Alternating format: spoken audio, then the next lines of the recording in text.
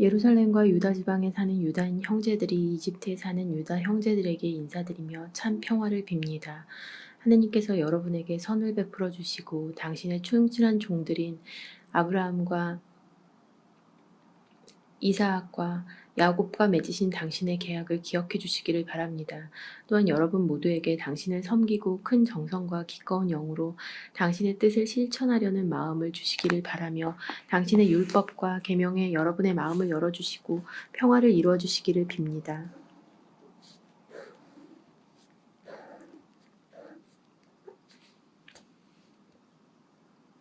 그뿐 아니라 그분께서 여러분의 간청을 들어주시고 여러분과 화해하시어 역경에 빠졌을 때에 여러분을 버려두지 않으시기를 바랍니다. 지금도 우리는 이곳에서 여러분을 위하여 기도하고 있습니다. 169년 더메테로스가 다스리던 때에 우리 유다인들은 여러분에게 편지를 써 보냈습니다. 그것은 야손과 그의 일당이 거룩한 땅과 나라에서 떨어져 나간 뒤 몇 해 동안 우리가 극심한 고난을 겪고 있을 때였습니다. 그들은 성전 대문을 불사르고 죄 없는 이들의 피를 흘렸습니다. 그때 우리가 주님께 간청하자 그분께서 들어주셨습니다. 그래서 우리는 희생제물과 고운 밀가루를 바치고 등불을 켜고 빵을 차려 놓았습니다. 이제 여러분이 키슬레우 달에 초막절을 지내시기를 빕니다. 188년 예루살렘과 유다에 사는 사람들과 원로단과 유다가 프톨레마이오스 임금의 스승이며 기름 부음 받은 사제 자문 출신인 아리스토블로스님과 이집트에 사는 유다인들에게 인사드리며 건강을 빕니다. 우리를 큰 위험에서 구원하시어 임금에게 맞서게 해주신 하느님께 깊이 감사를 드립니다. 그분께서는 과연 거룩한 도성에 맞서 진을 친 자들을 몰아내셨습니다. 아무도 당해낼 수 없을 듯한 군대를 그 수렁에 이끌고 페르시아에 이르렀을 때 그들은 나네아 여신의 사제들이 꾸민 속임수로 나네아 신전에서 박살이 났습니다. 그때 안티오코스는 그 여신과 혼인한다는 구실로 벗들과 함께 그곳에 갔었습니다.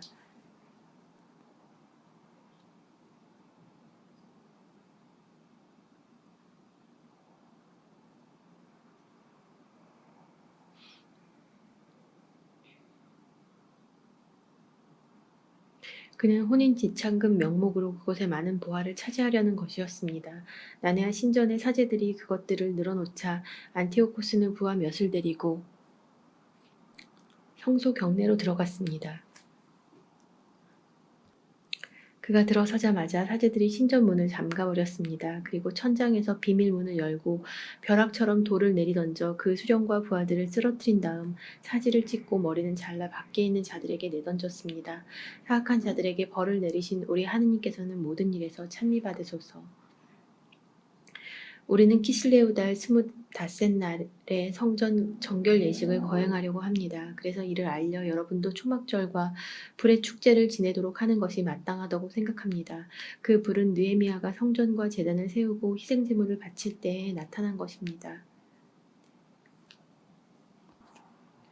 우리 조상들이 페르시아로 끌려갈 때 당시에 경건한 사제들이 몰래 제단의 불을 가져다 물 없는 저수동굴 깊숙한 곳에 감추어 놓고 아무도 그곳을 알아내지 못하게 만들었습니다.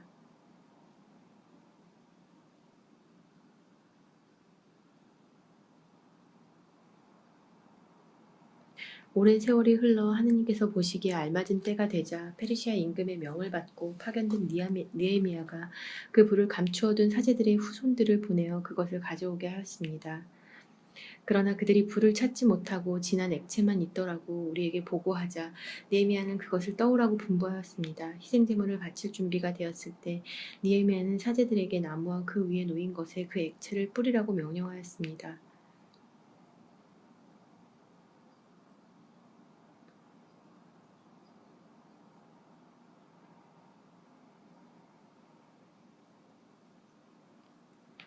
그대로 한 다음에 시간이 흐르자 그때까지 구름에 가려있던 해가 비치면서 큰 불이 일었습니다. 그래서 모두 놀랐습니다.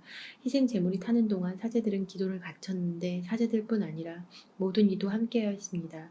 요나탄이 선창을 하고 나머지 사람들이 느헤미야를 따라 화답을 하였습니다. 그 기도는 이러하였습니다. 주님, 주 하느님, 만물의 창조자, 경외로우시고 강하시며 의로우시고 자비하신 분, 홀로 임금이시며 선하신 분, 홀로 아낌없이 베푸시는 분, 홀로 의로우시고 전능하시며 영원하신 분, 이스라엘을 모든 불행에서 구해주시는 분, 저희 조상들을 택하시어 거룩하게 하신 분, 당신의 백성이 온 이스라엘을 위하여 바치는 이 희생제물을 받으시고 당신의 이 몫을 지켜주시며 거룩하게 해주소서.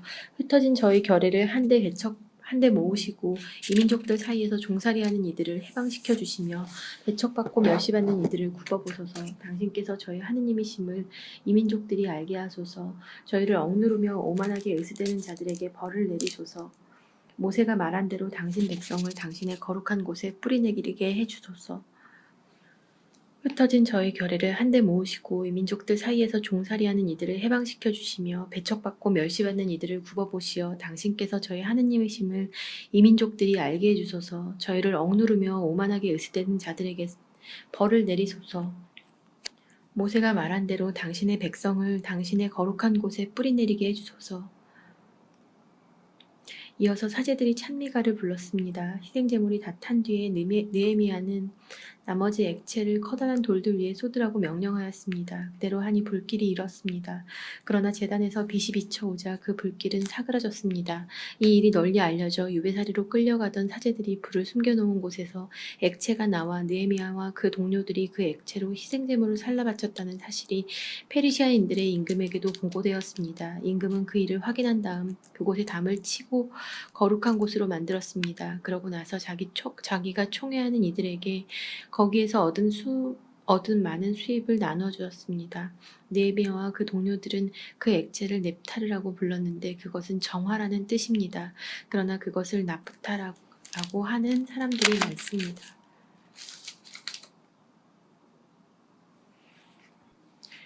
우리의 문헌에는 예레미야 예언자의 이야기도 나옵니다. 그는 앞에서 말한 그 불을 조금 가져가라고 유배자들에게 명령하였습니다.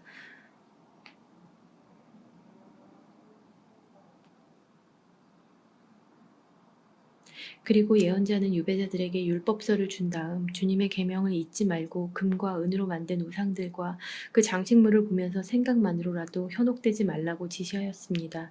그 밖에도 비슷한 말로 그들의 마음에서 율법이 떠나지 않게 하라고 타일렀습니다. 같은 문헌에 이러한 이야기도 있습니다. 예레미야 예언자는 신탁을 받고 나서 사람들에게 천막과 계약궤를 들고 자기들을 따라오라고 명령하였습니다. 그리고 모세가 올라가 하느님의 상속제산을 본 그 산으로 갔습니다. 거기에 가서 예레미야는 동굴집을 발견하고 천막과 계약궤와 분향제단을 그곳에 안치하고 나서 입구를 막아버렸습니다. 그를 따라간 몇 사람이 길을 표시해 두려고 달아갔지만 그곳을 찾을 수가 없었습니다.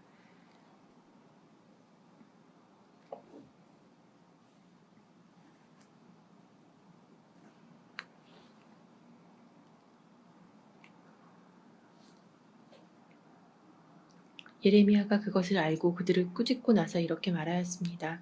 그 장소는 하느님께서 백성을 다시 한데 모으시어 자비를 보이실 때까지 알려지지 않은 채로 남아있어야 한다. 그때에 가서야 주님께서는 저 물건들을 드러내실 것이다. 그리고 모세 위에 나타났듯이 솔로몬이 그 장소가 특별히 상호되도록 청하였을 때 나타났듯이 주님의 영광과 구름도 나타날 것이다. 또 지혜를 갖춘 솔로몬이 성전을 봉헌하고 완공하면서 희생제물을 바친 이야기도 분명히 드러나 있습니다. 모세가 주님께 기도하였을 때에 하늘에서 불이 내려와 희생제물을 태운 것처럼 솔로몬이 기도했을 때에도 불이 내려와 번제물을 살랐습니다. 모세는 속죄제물을 사람들이 먹지 않았기 때문에 불이 살라버린 것이다 하고 말하였습니다. 솔로몬도 같은 모양으로 8해 동안 축제를 지냈습니다.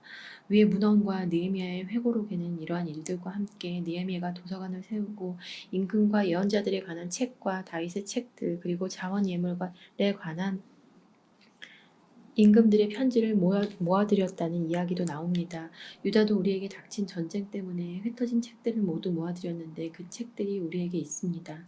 필요하시다면 그것들을 가져갈 사람들을 보내십시오. 우리는 정결 예식을 거행하려고 하면서 여러분에게 이 편지를 씁니다. 여러분도 이 축제를 지내시면 좋겠습니다. 하느님께서는 당신의 모든 백성을 구원하시고 모든 이에게 상속재산과 왕권과 사제직과 거룩한 예식을 회복시켜 주셨습니다. 이는 그분께서 율법을 통하여 약속하신 대로입니다. 그래서 우리는 하느님께서 곧 자비를 베푸시어 우리를 하늘 아래 온 땅에서 거룩한 곳으로 모아들이시리라고 희망합니다. 그분께서 우리를 큰 불행에서 건져주시고 이곳을 정화시켜 주셨기 때문입니다.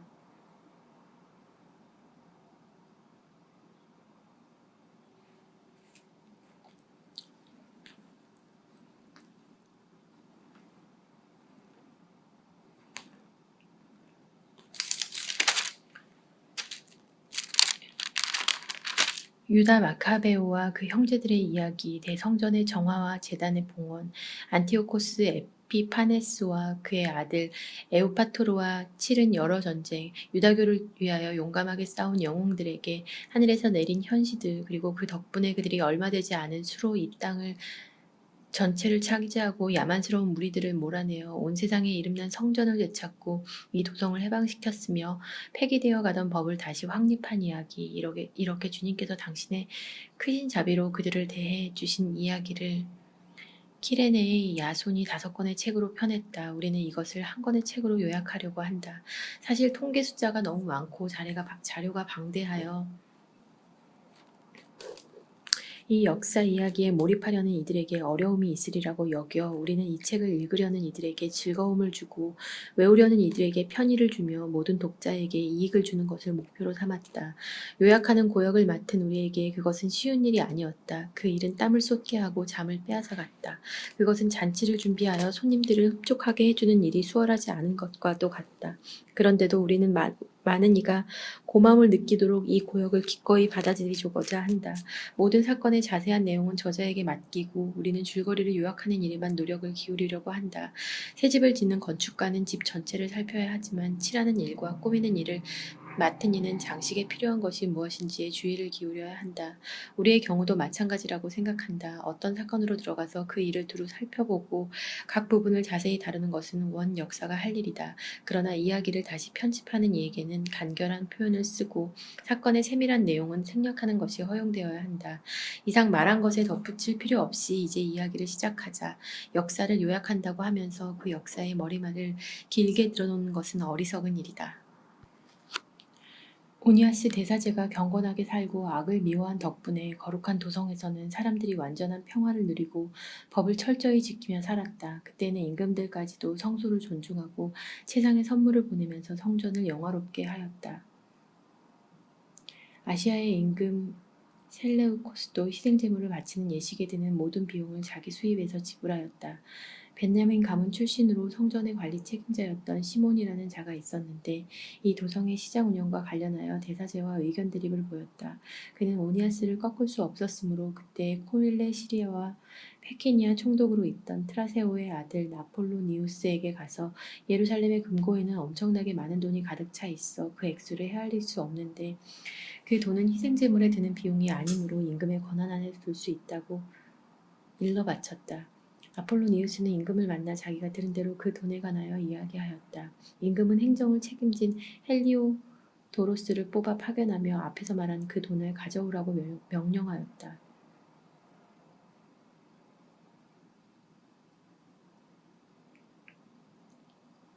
헬리오도로스는 곧 여행을 시작하였다. 그 여행은 코엘레 시리아와 페키니아의 성읍들을 시찰하는 것처럼 보였지만 사실은 임금의 계획을 이루려는 것이었다. 예루살렘에 이르러 이 도성의 대사제에게 영접을 받은 그는 자기가 들은 정보를 제시하며 무슨 이유로 이곳에 왔는지 설명하였다. 그리고 그것이 사실 그대로인지 물었다. 대사제는 금고의 돈이 일부는 과부와 고아들을 위한 기금이고 일부는 토비아의 아들로서 높은 지위에 있는 히르카노스의 기금이며 또 사악한 시몬이 거짓으로 보고한 것과는 달리 그 돈은 다 해서 은 400탈렌트와 금 200탈렌트밖에 안 된다고 밝혔다. 그리고 성소의 거룩함과 온 세상이 존중하는 성전의 위엄과 그 불가침성을 믿는 이들에게 잘못을 저지르는 일은 절대로 있을 수 없다고 말하였다. 그러나 임금의 명령을 받은 헬리오도로스는 그 돈이 반드시 임금의 금고로 들어가야 한다고 말하였다. 그러고 나서 그는 나를 잡아 그 기금을 조사하러 들어갔다. 그러자 온 도성이 적지 않은 근심에 잠겼다.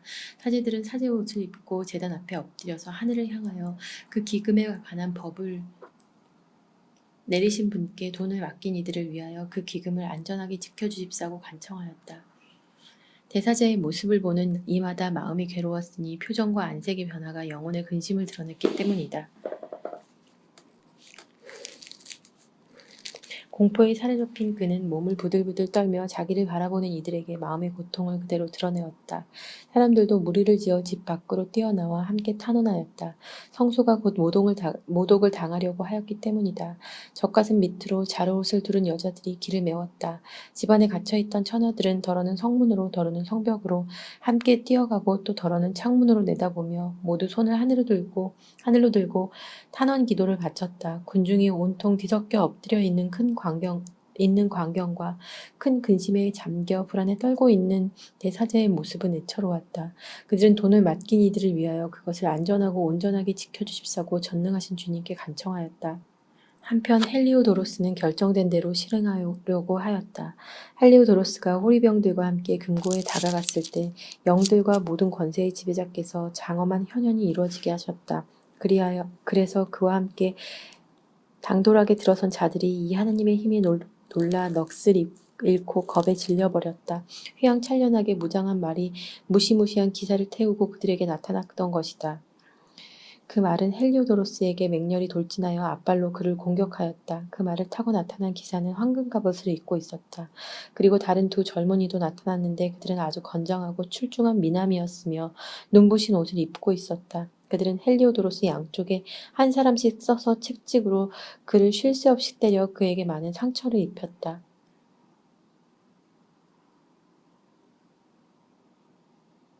그러자 갑자기 그가 쓰러지고 짙은 어둠이 그를 덮었다. 사람들이 그를 들것에 올려놓았다. 그들은 무기를 내려놓고 조금 전에 그 많은 수행원과 모든 호위병들을 거느리고 앞에서 말한 금고에 들어갔다가 이제는 자기 몸도 가눌 수 없게 된 그를 옮겨갔다. 모두 하느님의 권능을 똑똑히 깨달았던 것이다. 헬리오도로스가 하느님의 힘 때문에 말도 못하고 회복할 희망을 모두 잃어버린 채 넘어져 있을 때 유다인들은 당신의 성소를 영광스럽게 해주신 주님을 찬미하였다.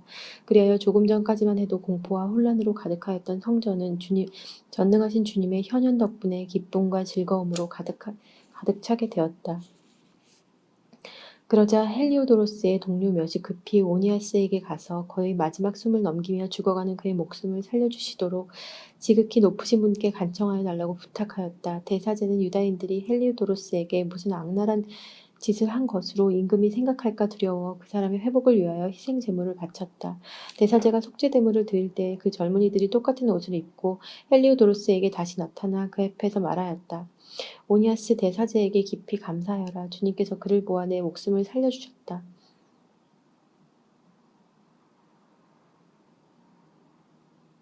하늘로부터 벌을 받았던 너는 이제 모든 이에게 주님의 위대한 능력을 알려라. 이 말을 하고 그들은 사라졌다.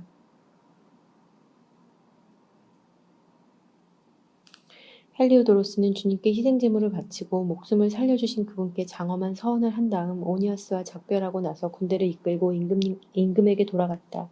그는 모든 이에게 자기가 본대로 지극히 위대하신 하느님의 일들을 증언하였다. 임금이 헬리오도로스에게 예루살렘에 다시 한번 사람을 파견하려면 누가 좋겠느냐고 묻자 그가 이렇게 대답하였다. 임금님께 맞서는 자나 정권에 반기를 드는 자가 있으면 그를 거기에 보내십시오. 설령 살아나온다 하여도 호되게 채찍질을 당하고 돌아올 것입니다. 그곳 주변에는 정말 하느님의 어떤 힘이 있습니다. 하늘에 거처가 있는 그분께서 친히 그곳을 지켜보고 도와주시며 악한 짓을 하러 그곳에 다가가는 자들은 내리쳐 없애버리십니다. 헬리오도로스와 금고수호에 관한 이야기는 이렇게 끝났다. 앞에서 말한 대로 시몬은 기금과 조국에 해를 끼치는 밀고를 하더니 이제는 헬리오도로스를 부추겨 그 불행한 일을 불러들인 장본인이 오니아스라고 모함하였다. 모험하게도 이 도성의 은인이고 동족의 보호자이며 열렬한 법의 수호자인 그를 정권의 반기를 든 자라고 말하였던 것이다. 오니아스에 관한 시몬의 적개심이 점점 커져 시몬의 신복 하나가 살인을 저지르기에 이르렀다.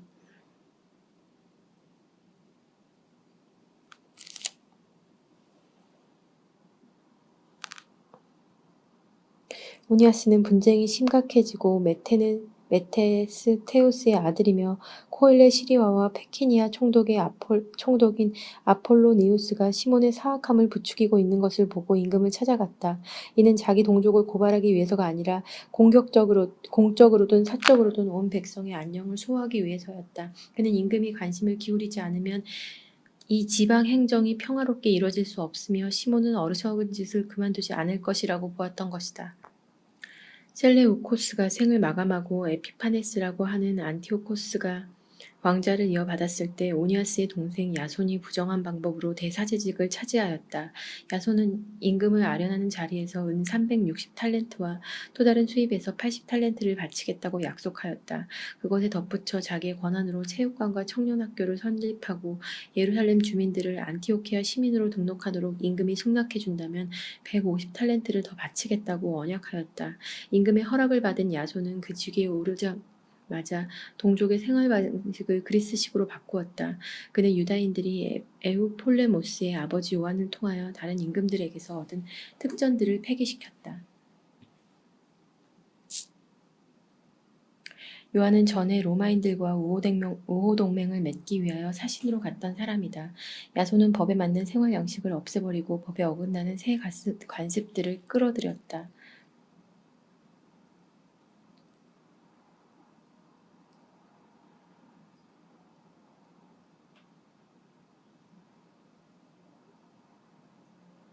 그는 신이 나서 성체 바로 밑에 체육관을 세우고 가장 뛰어난 청년들에게 그리시집 모자를 쓰게 하였다.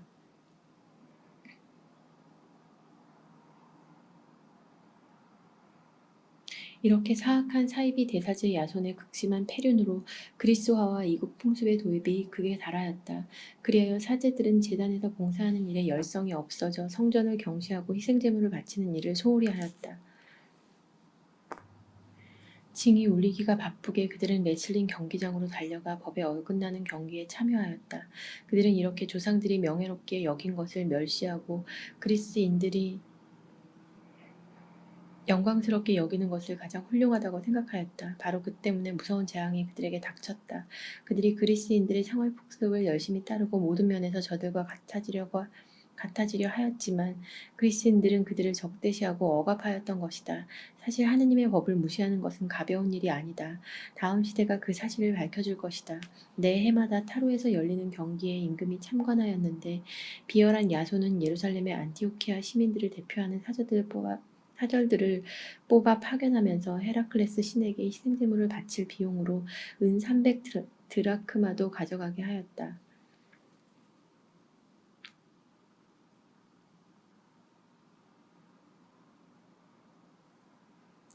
그러나 그 돈을 가져가는 이들은 그 돈을 희생제물의 비용으로 쓰이는 일이 합당하지 않으므로 다른 데에 써야 한다고 생각하였다. 그리하여 그 돈을 보낸 자는 헤라클레스 신에게 희생제물을 바치는 데에 쓰라고 하였지만 그것을 가져가는 이들의 결정에 따라 3단 노를 갖춘 군선을 만드는 데에 사용되었다. 메네스테우스의 아들 아폴로니우스가 필로메트로 임금의 즉위식에 참석하도록 이집트로 파견되었을 때 안티오코스는 필로메토르가 자기의 정권에 적대감을 품고 있다는 말을 듣고 자기 안전을 위한 조치를 취하였다. 그리하여 야포에 갔다가 예루살렘으로 올라왔다. 그는 야손과 이 도성 주민들이 횃불과 환성으로 성대하게 환영하는 가운데 이곳으로 들어왔다. 그러고 나서 그는 군대를 이끌고 페키니아로 진군하였다. 새해 뒤에 야손은 앞에서 말한 시몬의 동생 메넬라우스를 보내어 임금에게 돈을 가져가고 몇 가지 필요한 일에 관하여 결정을 받아오게 하였다. 그런데 메넬라우스는 임금에게 인도되자 자신을 권위 있는 것처럼 내세우고 야손보다 은 300탈렌트를 더 바쳐 대사제직을 확보하였다. 그는 어명을 받고 돌아왔지만 대사제직을 맡을 자격이 없는 자였다. 잔인한 폭군의 기질과 사나운 야수처럼 포악한 성격을 지니고 있었던 것이다. 그리하여 친동기마저 몰아는 야손은 자기도 다른 사람에게 몰려서 도망자가 되어 암몬 지방으로 쫓겨나게 되었다. 메넬라우스는 대사제직을 차지하고 있으면서도 임금에게 약속한 돈을 제대로 바치지 않았다. 그래서 성체의 장수인 소스트라토스가 그 돈을 바치라고 독촉하였다. 세금을 거두어 들이는 것이 그의 책임이었던 것이다. 두 사람은 그 사건 때문에 임금에게 불려갔다. 그래서 메넬라우스는 자기 동기 리시마코스를 대사제 대리로 앉히고 소스트라토스는 기프로스 군을 통솔하는 크라테스를 대리로 앉혔다. 이러한 일들이 일어나는 동안 타르스수와 말루스 사람들은 자기들의 성읍이 임금의 후궁 안티오키스에게 선물로 넘겨진 것을 알고 폭동을 일으켰다. 그래서 임금은 고관들 가운데 하나인 안드로니코스를 대리로 세워두고 사태를 수습하러 급히 그리로 갔다. 그러자 메넬라우스는 좋은 기회를 얻었다고 생각하여 성전의 금 기물들을 몇 개 훔쳐서 안드로니코스에게 바쳤다. 그는 이미 티로와 그 주변 여러 성읍의 다른 기물들을 팔아먹은 적이 있었다. 이러한 사실을 분명히 알게 된 오니아스는 안티오키아 근처에 있는 다프네라는 신성 도피처로 들어가 그를 비난하였다. 그래서 메넬라우스는 안드로니코스를 자기 편으로 끌어들여 오니아스를 제거해달라고 요청하였다. 안드로니코스는 오니아스를 찾아가 속임수로 그를 안심시키고 악수하며 맹세까지 하였다. 그래도 계속해서 의심하는 오니아스를 설득하여 신성 도피처에서 나오게 한 다음 정의도 아랑곳하지 않고 그를 바로 죽여버렸다. 그가 불의하게 상해당한 일 때문에 유다인뿐만 아니라 이민족들도 분개하고 슬퍼하였다. 임금이 킬리키아 지역에서 돌아오자 그 성읍의 유다인들 그리고 그들과 함께 그 사건을 개탄하는 그리스인들이 오니아스가 피살된 사건을 호소하였다. 안티오코스는 마음 깊이 애도하고 측은하게 여겼으며 죽은 이의 슬기와 고상한 품행을 생각하며 눈물을 흘렸다. 분노에 휩싸인 안티오코스는 안드로니코스의 자주색 옷을 벗기고 다른 옷까지 찢어버린 다음 그가 오니아스에게 못할 짓을 저지를 바로 그것까지 온 성읍을 가로질러 끌고 가서 그를 죽여버렸다. 주님께서는 이렇게 그가 마땅히 받아야 할 벌을 내리셨다. 이 도성에서는 하느님을 모독하는 절도 사건이 자주 일어났는데 그것은 메넬라우스의 동조 아래 리시마코스가 저지른 짓이었다. 이미 많은 금 기물이 없어졌다는 소문이 널리 퍼지자 군중이 리시마코스를 치려고 몰려들었다. 군중이 분노에 차서 들고 일어나자 리시마코스는 3,000명가량을 무장시키고 나이는 많지만 별로 사로잡지 못한 하우라노스라는 자를 앞장세워 그들에게 악랄한 공격을 퍼붓기 시작하였다.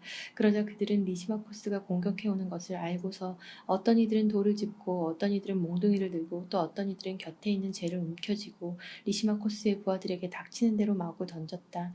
그 결과 그들은 많은 사람에게 부상을 입히고 더러는 죽였으며 나머지는 모두 내쫓아 도망가게 하였다. 그리고 성전 절도범은 금고 곁에서 죽여버렸다. 이 일로 사람들이 메넬라우스를 고발하였다. 임금이 티로에 도착하였을 때 원로단에서 파견된 세 사람이 임금에게 이 사건을 아뢰었다. 이미 진 것이나 마찬가지인 메넬라우스는 도리메네스의 아들 프톨레마이오스에게 임금을 설득시켜 달라면서 많은 돈을 주겠다고 약속하였다. 그리하여 프톨레마이오스는 바람을 쐬러 나가는 체 하면서 임금을 회랑으로 데리고 나가 그의 마음을 돌리게 하였다. 임금은 그 모든 악의 원인이었던 메넬라우스에 관한 고발을 기각하고 오히려 그 불운한 사람들에게 사형 선고를 내렸다. 그들은 스키티아인들 앞에서 변론하였더라도 무죄로 풀려났을 사람들이었다. 그들은 이 도성과 대중과 거룩한 기물들을 위하여 변론하였다가 느닷없이 부당한 벌을 받게 된 것이다. 그래서 티로 사람들까지도 이 불의한 처사에 혐오감을 드러내며 그들의 장례를 성대하게 지내주었다. 그러나 메넬라우스는 권력자들의 탐욕 덕분에 대세직을 유지하면서 줄곧 악에 집착하여 동족을 반역하는 원흉이 되었다. 그 무렵에 안티오코스가 제2차 이집트 원정을 시도하였다. 그런데 금실로 짠 옷을 입고 창으로 무장한 기병들이 무리를 지어 나타나 거의 40일 동안 온 도성 상공에서 이리저리 치닫는 일이 일어났다. 칼을 빼든 그 기병대들은 전열을 갖추고 서로 공격과 반격을 되풀이하였는데 방패들이 휘둘리고 창렬들이 숲을 이루며 화살들이 흩날리고 금 장식 마구들이 반짝이고 온갖 종류의 갑옷이 번뜩였다. 이 발현을 본 이들은 그것이 모두 좋은 징조이기를 바랐다. 그때 안티오코스가 죽었다는 헛소문이 떠돌았다. 그러자 야손은 1,000명이 넘는 군대를 이끌고 갑자기 이 도성에 공격을 퍼부었다. 성벽을 지키던 군사들이 쫓겨가고 마침내 도성이 함락될 지경에 이르렀다. 그래서 메넬라오스는 성체로 달아났다. 야손은 자기 동족을 무차비하게 학살하였다. 그러면서도 그는 동포들을 희생시켜 얻는 성공이 가장 큰 불행이라는 사실을 깨닫지 못하고 자기의 승리가 적군을 누르고 얻은 것이지 동족을 누르고 얻은 것은 아니라고 생각하였다. 그러나 그는 대사제직을 차지하지 못하고 마침내 모반 때문에 수치를 당한 채 다시 암몬 땅으로 달아나고 말았다. 그러고 나서 비참한 최후를 맞았다. 그는 아라비아인들의 통치자 아레타스에게 감금되었다가 모든 이에게 쫓겨 이 성읍 저 성읍으로 도망다녔으며 법을 배신한 자로 미움을 받고 조국과 동족을 박해한 자로 혐오를 받다가 이집트로 쫓겨났다. 수많은 사람을 조국에서 추방하였던 그는 라케데모니아인들에게 건너가서 조상이 같다는 사실에 호소하며 피난처를 구해보려고 하였으나 이국 땅에서 죽고 말았다. 많은 사람을 묻어주지 않고 내던져 버렸던 그가 죽자 아무도 곡해주지 않았고 어떠한 장례식도 치러주지 않았다. 이렇게 그는 조상의 무덤에 함께 묻히지 못하였다. 이 일에 관한 보고가 임금에게 들어가자 그는 유다인들이 반란을 일으켰다고 생각하였다. 그래서 그는 야수처럼 격분한 마음으로 이집트에서 돌아와 이 도성을 무력으로 점령해버렸다. 그러고 나서 걸리는 사람마다 사정없이 칼로 쳐 죽이고 집으로 들어간 이들도 학살하라고 군사들에게 명령하였다. 그리하여 젊은이와 늙은이를 살해하고 여자와 아이를 도륙하고 처녀와 젖먹이를 살육하는 일이 자행되었다. 단 사흘 만에 8만 명이 살해되고 4만 명이 백병전으로 죽었다. 노예로 팔려간 사람도 살육당한 사람만큼 많았다. 임금은 그것으로 만족하지 않고 법과 조국의 배반자가 된 메넬라우스의 인도를 받아 무엄하게도 온 세상에서 가장 거룩한 성전으로 들어갔다. 그는 거룩한 기물들에 부정한 손을 대고 다른 임금들이 그곳의 발전과 영광과 영예를 위하여 바친 예물들을 더러운 손으로 휩쓸어갔다. 안티오코스는 이 도성에 사는 이들의 죄악 때문에 주님께서 잠시 이곳을 소홀히 하시게 된 것을 모르고 교만한 생각을 품고 있었다. 그들이 그토록 많은 죄악에 빠지지 않았더라면 셀레우코스 임금이 보내어 금고를 점검하러 왔던 헬리오도로스처럼 안티오코스도 안으로 들어섰다가 바로 책지증을 당하여 그런 방자한 짓을 못하게 내몰렸을 것이다. 그러나 주님께서는 이곳을 위하여 백성을 선택하신 것이 아니라 백성을 위하여 이곳을 선택하신 것이었다. 그래서 이곳은 백성의 불행을 함께 겪고 나중에 혜택도 함께 누렸다. 전능하신 분의 진노로 버림받은 이곳은 위대하신 주님과 화해하게 되었을 때 다시 그 모든 영광을 되찾았다. 이렇게 하여 안티오코스는 성전에서 1800탈렌트를 실어내어 안티오키아로 급히 돌아갔다. 그는 오만하게도 못에다 배를 띄우고 바다를 걸어갈 수 있다고 생각하였다. 그만큼 의기양양하였던 것이다. 그는 백성을 억압할 감독관들을 남겨두었다. 예루살렘에는 임명자인 자기보다 더 야만스러운 성격을 지닌 프리기아 출신 필리포스를 임명하고 그리즘에는 안드로니코스를 임명하였다. 이들 말고도 메넬라우스를 임명하였는데 그는 어느 누구보다 더 포악하게 동족을 지배하였다. 유다인들에게 적대감을 품고 있는 안티오코스는 미시아의 수령 아폴로니우스를 군사 2만 2천 명과 함께 보내며 장정들을 모조리 학살하고 여자들과 아이들은 노예로 팔라고 명령하였다. 아폴로니우스는 예루살렘에 도착하자 평화로운 사람인 체 하며 거룩한 안식일까지 기다렸다가 그날에 유다인들이 일치하지 않는 것을 보고 부하들에게 무장행렬을 하라고 지시하였다. 그러고 나서 그는 이 광경을 보러 나온 이들을 모두 학살하고 무장한 병사들과 함께 이 도성으로 달려들어와 또 많은 사람을 죽였다. 그때 마카베오라고 하는 유다가 9명가량 사람들과 함께 광야로 물러갔다. 유다는 그곳에서 동지들과 함께 들짐승처럼 살며 몸을 부정하게 하지 않으려고 줄곧 트레나는 것만 먹고 살았다. 그 뒤에 얼마 되지 않았을 때 임금은 아타네의 원로 한 사람을 보내어 유다인들이 조상들의 법을 버리고 하느님의 법대로 살지 못하도록 강요하였다. 또한 예루살렘에 있는 성전을 부정하게 만들고 그것을 올림포스의 제우스 신전이라고 부르게 하였으며 그라짐에 있는 성전은 그곳에 사는 이들이 하라는 대로 나그네에 수오신 제우스의 신전이라고 부르게 하였다.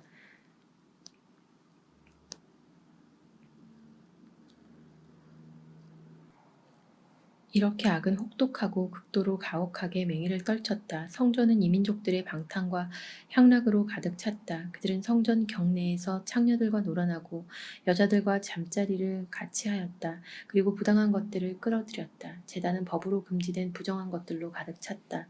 사람들은 안식일을 지낼 수도 없고 조상 때부터 전해오는 축일도 지킬 수 없었으며 스스로 유다인이라고 할 수조차 없었다. 게다가 달마다 임금의 생일이 되면 끌려가서 지독한 강요를 받아 이교 제사에 참석할 수밖에 없었다.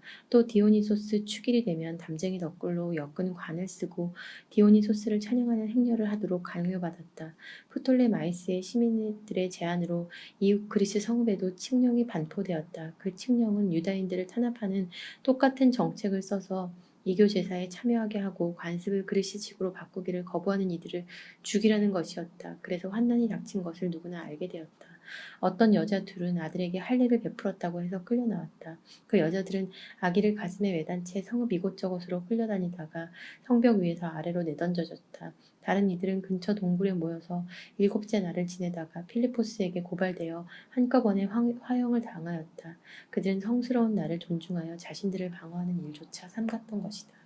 나는 이 책을 읽는 이들이 이러한 고난에 좌절하지 말고 이 징벌을 우리 민족을 멸망시키려는 것이 아니라 교육시키려는 것으로 여기도록 권고한다. 사악한 자들을 오래 버려두지 않고 바로 벌하시는 것은 그분께서 지극히 인자하시다는 표시다. 주님께서는 이와 달리 민족들에게는 그들의 죄가 가득 찰 때까지 벌을 내리지 않고 인내하며 기다리신다. 그러나 우리 민족은 달리 다루시기로 결정하셨다. 나중에 우리의 죄가 절정에 달하여 그분께서 우리에게 보복하시는 일이 없게 하시려는 것이다. 그러므로 그분께서는 절대로 우리에게 자비를 거두지 않으신다. 고난으로 당신의 백성을 교육하는 것이지 저버리시는 것이 아니다. 이것으로 이러한 사실을 상기시키기에 충분할 것이다. 이제 본 이야기로 다시 돌아가자. 매우 뛰어난 율법 학자들 가운데 엘아잘이라는 사람이 있었다. 그는 이미 나이도 많고 풍채도 훌륭하였다. 그러한 그에게 사람들이 강제로 입을 벌리고 돼지고기를 먹이려 하였다. 그러나 그는 더럽혀진 삶보다는 명예로운 죽음을 택하는 것이 낫다고 여겨 자진해서 형틀로 나아가며 돼지고기를 뱉어버렸다. 그것이 바로 목숨이 아까워도 법에 어긋나는 음식은 맛보는 일조차 거부하는 용기를 지닌 모든 이가 걸어가야 하는 길이다. 법에 어긋나는 이교 제사의 책임자들이 전부터 엘아자르와 친분이 있었기 때문에 그를 따로 데리고 가 그가 먹어도 괜찮은 고기를 직접 준비하여 가지고 와서 임금의 명령대로 이교 제사 음식을 먹는 채 하라고 권하였다. 그렇게 하여 엘아자르가 죽음을 면하고 그들과 맺어온 오랜 우정을 생각하여 관대한 처분을 받게 하려는 것이었다. 그러나 그는 자기의 생애에 많은 나이에서 오는 위엄, 영예롭게 얻은 백발, 어릴 때부터 보여온 훌륭한 처신, 그리고 무엇보다 하느님께서 제정하신 거룩한 법에 합당하게 고결한 결정을 내린 다음 자기를 바로 저승으로 보내달면서 이렇게 말하였다. 우리 나이에는 그런 가장된 행동이 합당하지 않습니다. 많은 젊은이가 90살이나 된 엘아자르가 이민족들의 종교로 넘어갔다고 생각할 것입니다. 또한 조금이라도 더 살아보려고 내가 취한 가장된 행동을 보고 그들은 나 때문에 잘못된 길로 빠지고 이 늙은이에게는 오욕과 치욕만 남을 것입니다. 그리고 내가 지금은 인간의 벌을 피할 수 있다 하더라도 살아서나 죽어서나 전능하신 분의 손길을 피할 수 없을 것입니다. 그러므로 이제 나는 이 삶을 하직하여 늙은 나이에 맞가진 내 자신을 보여주려고 합니다. 또 나는 숭고하고 거룩한 법을 위하여 어떻게 기꺼이 그리고 고결하게 죽음을 맞이하는지 그 모범을 젊은이들에게 남기려고 합니다. 이렇게 말하고 나서 그는 바로 형틀로 갔다. 조금 전까지도 그에게 호의를 베풀었던 자들은 그가 한 말을 미친 소리라고 생각하였기 때문에 마음을 바꾸고 악의를 품었다. 그는 매를 맞아 죽어가면서도 신음중에 큰 소리로 말하였다. 거룩한 지식을 가지고 계신 주님께서는 내가 죽음을 면할 수 있었지만 몸으로는 채찍질을 당하여 심한 고통을 겪으면서도 마음으로는 당신에 대한 경외심 때문에 이 고난을 달게 받는다는 사실을 분명히 아십니다. 이렇게 그는 젊은이들뿐 아니라 온 민족에게 자기의 죽음을 고결함의 모범과 덕의 귀감으로 남기고 죽었다. 그때 어떤 7형제가 어머니와 함께 체포되어 채찍과 가집권으로 고초를 당하며 법으로 금지된 돼지고기를 먹으라는 강요를 임금에게서 받은 일이 있었다. 그들 가운데 하나가 대변자가 되어 이렇게 말하였다. 우리를 신문하여 무엇을 알아내려 하시오. 우리는 조상들의 법을 어기느니 차라리 죽을 각오가 되어 있소. 그러자 임금은 화가 나서 냄비와 솥을 불에 달구라고 명령하였다. 그것들이 바로 달구어졌을 때 남은 형제들과 어머니가 함께 지켜보는 가운데 그 대변자의 혀를 잘라내고 머리가죽을 벗기고 손발을 자르라고 지시하였다. 그리고 완전히 불구가 되었지만 아직 숨이 붙어있는 그를 불 곁으로 옮겨 냄비에 집어넣으라고 명령하였다. 냄비에서 연기가 멀리 퍼져나갈 때 나머지 형제들은 고결하게 죽자고 어머니와 함께 서로 격려하며 이렇게 말하였다. 모세께서 백성에게 경고하시는 노래에서 주님께서는 당신의 종들을 가엾이 여기시리라 하고 분명히 밝히신 것처럼 주 하느님께서 우리를 지켜보시고 우리에게 참으로 자비를 베푸실 것이다. 첫째가 이런 식으로 죽자 그들은 둘째를 조롱하려고 끌어내었다. 그들은 머리가죽을 머리카락째 벗겨내고 물었다. 내 몸에 사지가 잘려나가는 형벌을 받기 전에 이것을 먹겠느냐. 그는 조상들의 언어로 먹지 않겠소 하고 대답하였다. 그래서 그도 첫째처럼 고문을 당한 끝에 마지막 숨을 거두며 말하였다.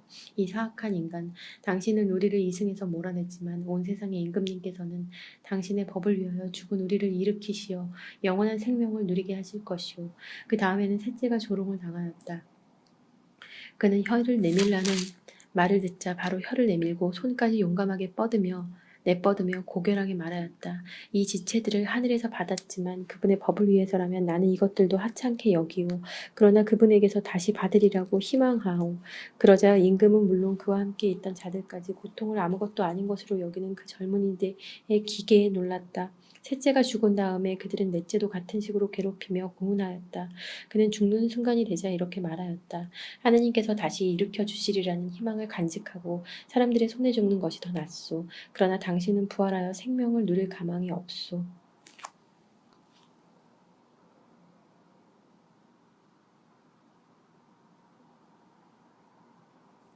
그 다음에는 다섯째가 끌려나와 고초를 당하였다. 그는 임금을 바라보며 말하였다. 당신도 죽을 몸인데 사람들에게 권력을 휘두르며 당신 마음대로 하고 있소.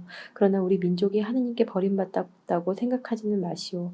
두고 보시오. 그분의 위대한 능력이 어떻게 당신과 당신 후손들을 괴롭히는지 당신을 보게 될 것이오. 그 다음에 그들은 여섯째를 끌어내었다. 그는 죽을 때가 되자 이렇게 말하였다. 헛된 생각을 하지 마시오. 우리는 지금 우리 하느님께 죄를 지은 탓으로 고난을 당하고 있소. 그래서 이렇게 엄청난 일들이 벌어진 것이오. 그러나 감히 하느님과 싸우려 한 당신이 벌을 받지 않으리라고는 생각하지 마시오. 특별히 그 어머니는 오래 기억될 놀라운 사람이었다. 그는 7 아들이 단 하루에 죽어가는 것을 지켜보면서도 주님께 희망을 두고 있었기 때문에 용감하게 견디어냈다. 그는 조상들의 언어로 아들 하나하나를 격려하였다. 고결한 정신으로 가득 찬 그는 여자다운 생각을 남자다운 용기로 웃돋우며 그들에게 말하였다. 너희가 어떻게 내 뱃속에 생기게 되었는지 나는 모른다. 너희에게 목숨과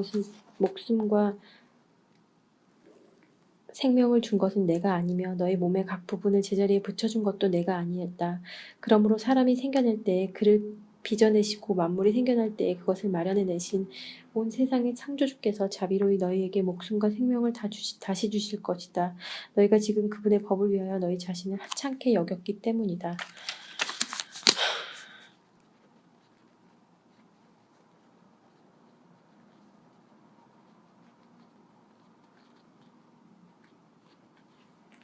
안티오코스는 자기가 무시당하였다고 생각하며 그 여자의 말투가 자기를 비난하는 것이 아닌가 하고 의심스러워하였다. 막내 아들은 아직 살아있었다. 임금은 그에게 조상들의 관습에서 돌아서기만 하면 부자로 만들어주고 행복하게 해주며 벗으로 삼고 관직까지 주겠다고 하면서 말로 타이를 뿐만 아니라 약속하며 맹세까지 하였다. 그러나 그 젊은이는 전혀 귀를 기울이지 않았다. 그래서 임금은 그 어머니를 가까이 불러 소년에게 충고하여 목숨을 구하게 하라고 강권하였다. 임금이 줄기차게 강권하자 어머니는 아들을 설득해 보겠다고 하였다. 그러나 어머니는 아들에게 몸을 기울이고 그 잔인한 폭군을 비웃으며 조상들의 언어로 이렇게 말하였다.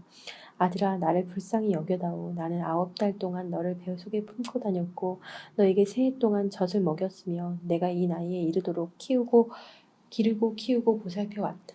얘야, 너에게 당부한다. 하늘과 땅을 바라보고 그 안에 있는 모든 것 것을 살펴보아라. 그리고 하느님께서 이미 있는 것에서 그것들을 만들지 않으셨음을 깨달아라. 사람들이 생겨난 것도 마찬가지이다. 이 박해자를 두려워하지 말고 형들에게 부끄럽지 않게 죽음을 받아들여라. 그래야 내가 그분의 자비로 내 형들과 함께 너를 다시 맞이하게 될 것이다.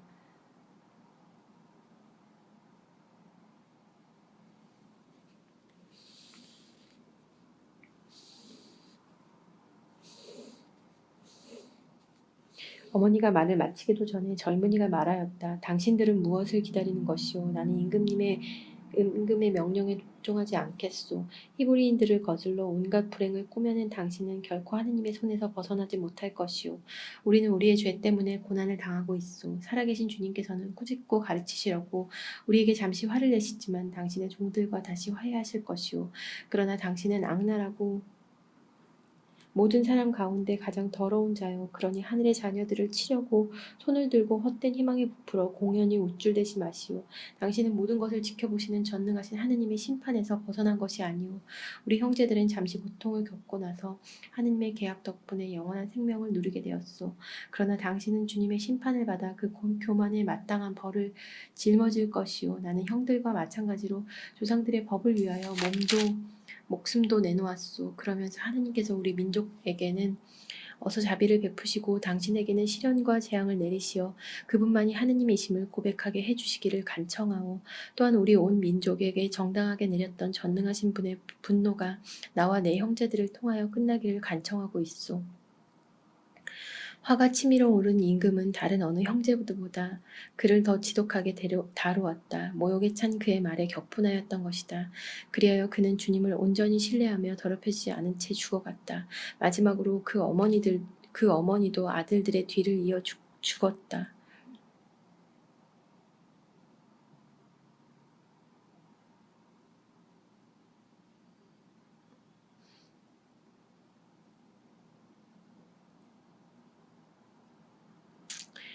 이교 제사를 거부한 이야기와 극심한 고문에 관한 이야기는 여기에서 마치기로 하자.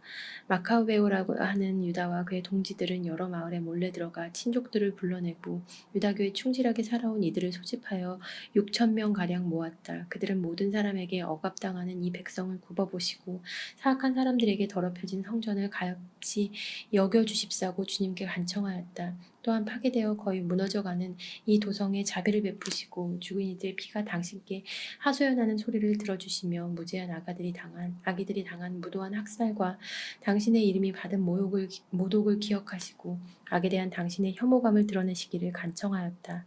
마카베오가 군대를 조직하자마자 이민족들이 그를 당해내지 못하게 되었으니 백성에 대한 주님의 분노가 자비로 바뀐 것이다.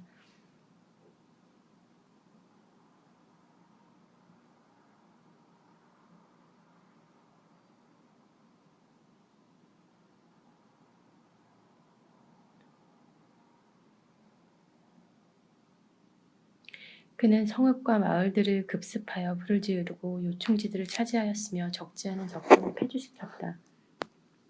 그러한 공격에는 가장 유리한 밤을 이용하였다. 그리하여 그의 용맹에 관한 소문이 사막으로 퍼져나갔다. 마카베오가 조금씩 기반을 확보하고 더욱 자주 성공을 거두며 세력을 넓혀가는 것을 보고 필리포스는 코알레 시리아와 페니키아의 총독인 프톨레마이오스에게 편지를 써서 임금의 일을 도우러 와달라고 하였다. 프톨레마이오스는 유다인들을 몰살시키려고 그 즉시 파트로클로스의 아들이며 임금의 첫째가는 벗들 가운데 하나인 니카노르를 뽑아 모든 민족들에게서 소집된 병사 2만여 명의 지휘관으로 세워 파견하였다. 프톨레마이오스는 또 그에게 장수로서 군대 경험이 많은 고르기아스를 붙여주었다. 나카노르는 유다인 포로들을 팔아서 임금이 로마인들에게 바쳐야 할 조공 2,000달란트를 장만하려고 작정하였다. 그래서 그는 곧바로 해안 성읍들의 사람을 파견하여 유다인 노예들을 사라고 하면서 노예 90명을 1달란트에 넘겨주겠다고 약속하였다. 그러나 그는 전능하신 분께서 자기에게 내리시려는 징벌을 예상하지 못하고 있었다. 나카노르가 쳐들어온다는 보고가 유다에게 들어오자 유다는 병사들에게 적군의 책임입을 알려주었다. 비겁한 자들과 하느님의 정의를 믿지 않는 자들은 도망쳐 다른 곳으로 가버렸다. 그러나 다른 이들은 자기들에게 남아있는 것들을 모두 팔았다. 그러면서 사악한 니카노르가 싸우기도 전에 노예로 팔아넘긴 이들을 구해달라고 주님께 간청하였다. 그들은 자기들을 보아서가 아니라도 주님께서 자기 조상들과 맺으신 계약들을 보아서 그리고 자기들이 당신의 거룩하고 영광스러운 이름으로 불린다는 사실을 생각하시어 그렇게 해주십사고 간청하였다. 마카베오는 수가 6,000명 되는 군사들을 모아놓고 적들을 무서워하지 말라고 또 불의하게 그들을 공격해오는 이민족들의 대군을 두려워하지 말고 용감히 싸우라고 격려하였다. 또 이민족들이 무도하게 성소를 유린한 행위, 수치를 당한 이 도성의 아픔, 그리고 선조 때부터 내려오는 생활 양식의 파괴를 눈앞에 생생히 떠올리면서 그렇게 하라고 하였다. 그는 또 이렇게 말하였다. 저들은 무기와 무용을 믿지만 우리는 전능하신 하나님을 믿는다. 그분께서 우리에게 쳐들어오는 자들은 물론 온 세상까지도 눈짓 한 번으로 쳐부실 수 있는 분이시다. 이어서 그는 선조들의 도움을 받은 이야기들을 들려주었다. 곧 사내립 시대에 적군 18만 5천 명이 패망할 때의 이야기, 유다인들이 전체 병력 8천 명으로 마케도니아인 4천 명과 함께 바빌론에서 갈라티아인들과 싸울 때의 이야기를 들려주었다. 마케도니아인들이 공경에 빠지자 유다 군대 8천 명이 하늘에서 내려오는 도움을 받아 갈라티아 군대 12만 명을 전면시키려고 많은 전리품을 거두었던 것이다. 유다는 이러한 말로 그들에게 용기를 북돋아 법과 조국을 위하여 죽을 각오를 하게 하였다. 그러고 나서 군대를 네 부대로 나누었다. 또 자기 형제 시몬과 요셉과 요나탄을 각 부대의 지휘관으로 임명하고 저마다 1,500명씩 거느리게 하였다. 이어서 엘 아자르에게 큰 소리로 성경을 봉독하게 한 다음 하느님의 도우심이라는 표어를 정하고 그 자신이 제일 부대의 지휘관이 되어 나카노르와 교전하였다. 전능하신 분께서 그들의 동맹군이 되어 주셨으므로 그들은 적군 9,000명 이상을 쳐 죽이고 나카노르 군대의 대부분에게 부상을 입혀 불구자가 된 그 자들이 모두 달아나게 만들었다. 유다의 군대는 자기들을 사려고 왔던 자들의 돈도 차지하였다. 그들은 적군을 꽤 멀리까지 추격하다가 시간이 늦어져 그만두었다. 안식일 전날이었으므로 적군을 계속 쫓아갈 수 없었던 것이다. 그들은 적들의 무기를 거두고 노예품을 차지한 다음 자기들에게 자비를 베풀기 시작하시어 그날의 구원을 내리신 주님께 열렬한 찬미와 감사를 드리면서 안식일을 지켰다. 안식일이 지난 뒤에 그들은 고문을 당한 이들과 과부들과 고아들에게 노예품의 일부를 나누어 주고 나머지는 자기들과 자기 자녀들의 몫으로 나누어 가졌다. 이렇게 하고 나서 그들은 다 함께 자비하신 주님께 탄원하며 주님께서 당신의 종들과 완전히 화해하여 주시기를 간청하였다. 유다인들은 티모테우스와 바키데스의 군대와 전투를 벌여 2만 명 이상을 죽이고 매우 높은 곳에 자리 잡은 요새들을 점령하였다. 그리고 많은 노획물을 똑같이 갈라 반은 자기들이 가지고 나머지는 고문을 당한 이들과 고아들과 과부들뿐 아니라 노인들에게도 나누어 주었다. 그들은 적군의 무기를 거두어 적당한 곳에 모두 조심스럽게 쌓아두고 나머지 전리품은 예루살렘으로 가져갔다. 그들은 또 티모테우스의 군대의 수장을 죽였는데 그는 극악무도한 사람들로서 유대인들을 많이 괴롭혔다. 그리고 고향 땅에서 승전 축제를 지낼 때 거룩한 대부분을 불태운 갈라테네스의 일당을 화형에 처하였다. 칼리스테네스는 오두막으로 달아났다가 그 불경주에 대한 응분의 대가를 치른 것이다. 유다인들을 사려고 1,000명이나 되는 상인까지 데려온 악독한 니카노르는 그가 가장 미천하다고 여겼지만 주님의 도움을 받은 이들에게서 굴욕을 당하였다. 그는 호화로운 옷을 벗고 달아나는 노예처럼 혼자서 내륙지방을 가로질러 안티오키아에 다다랐다. 그가 기껏 이루어낸 일이라고는 자기 군대를 파멸시킨 것밖에 없었다. 그리하여 예루살렘에서 포로들을 잡아 로마인들에게 바칠 조공을 마련하겠다고 약속하였던 그가 유다인들은 수호자를 모시고 그분께서 명령하신 법을 따르기 때문에 결코 침해할 수 없는 민족이라고 선언하게 되었다.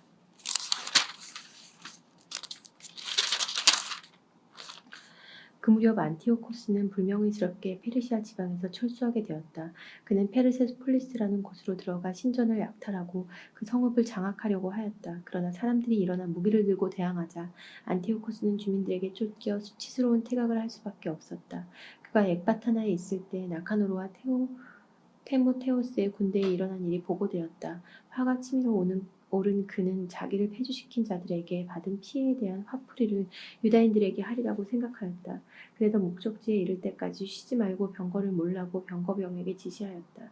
그러나 하늘의 심판이 그와 함께 가고 있었다. 그는 거만을 떨며 내가 예루살렘에 다다르기만 하면 그곳을 유다인들의 공동묘지로 만들겠다 하고 말하였다.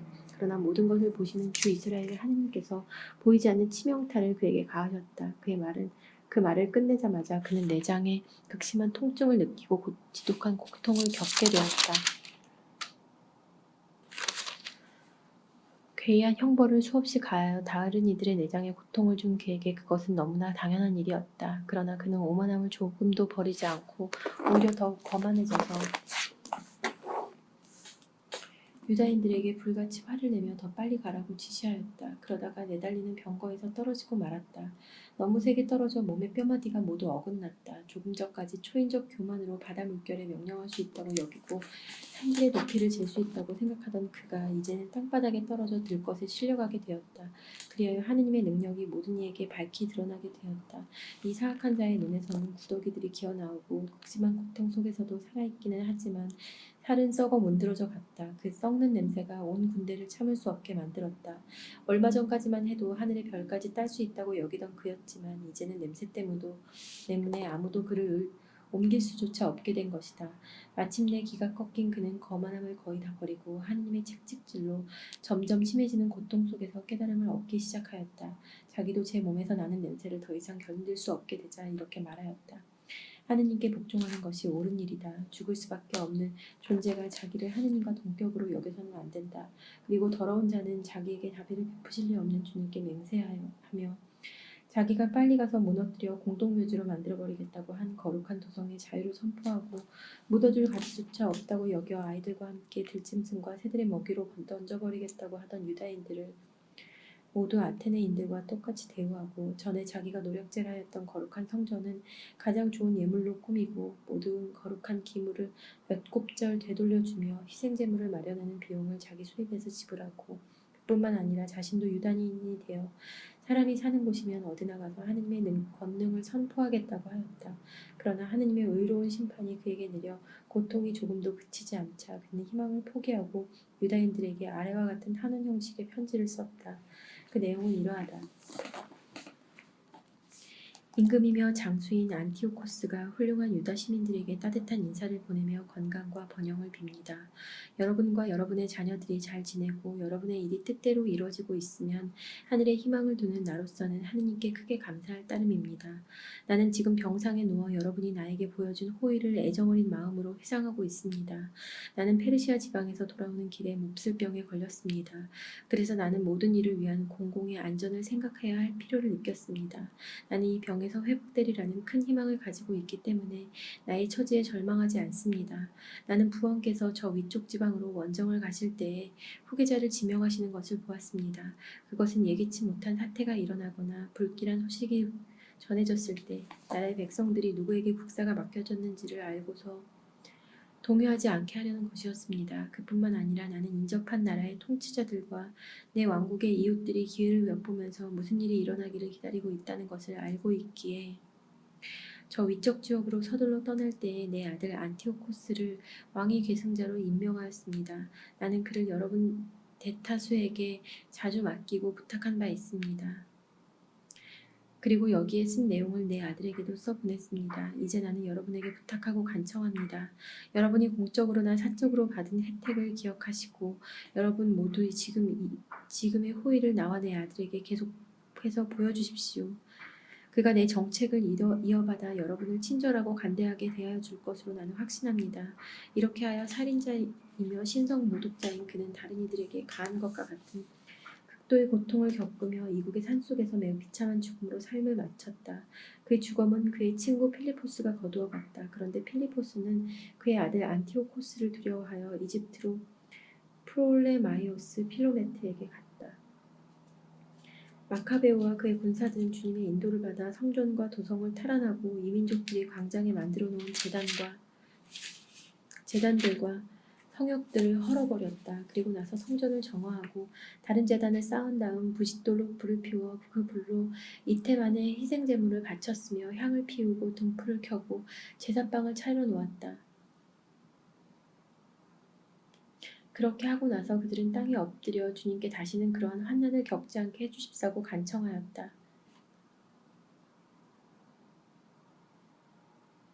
그들이 혹시 죄를 짓는 일이 있더라도 하느님께 마땅한 벌을 받을 망정 그분을 모독하는 야만스러운 이교도들에게는 넘어가지 않도록 해주십사고 간청하였다. 그리고 이 민족들이 성전을 더럽힌 바로 그날에 성전을 정화하였다. 때는 같은 달 곧 키슬레오 달 스무 닷센 날이었다. 그들은 열흘 동안 그 축제를 초막절과 같은 방식으로 기쁘게 지냈다.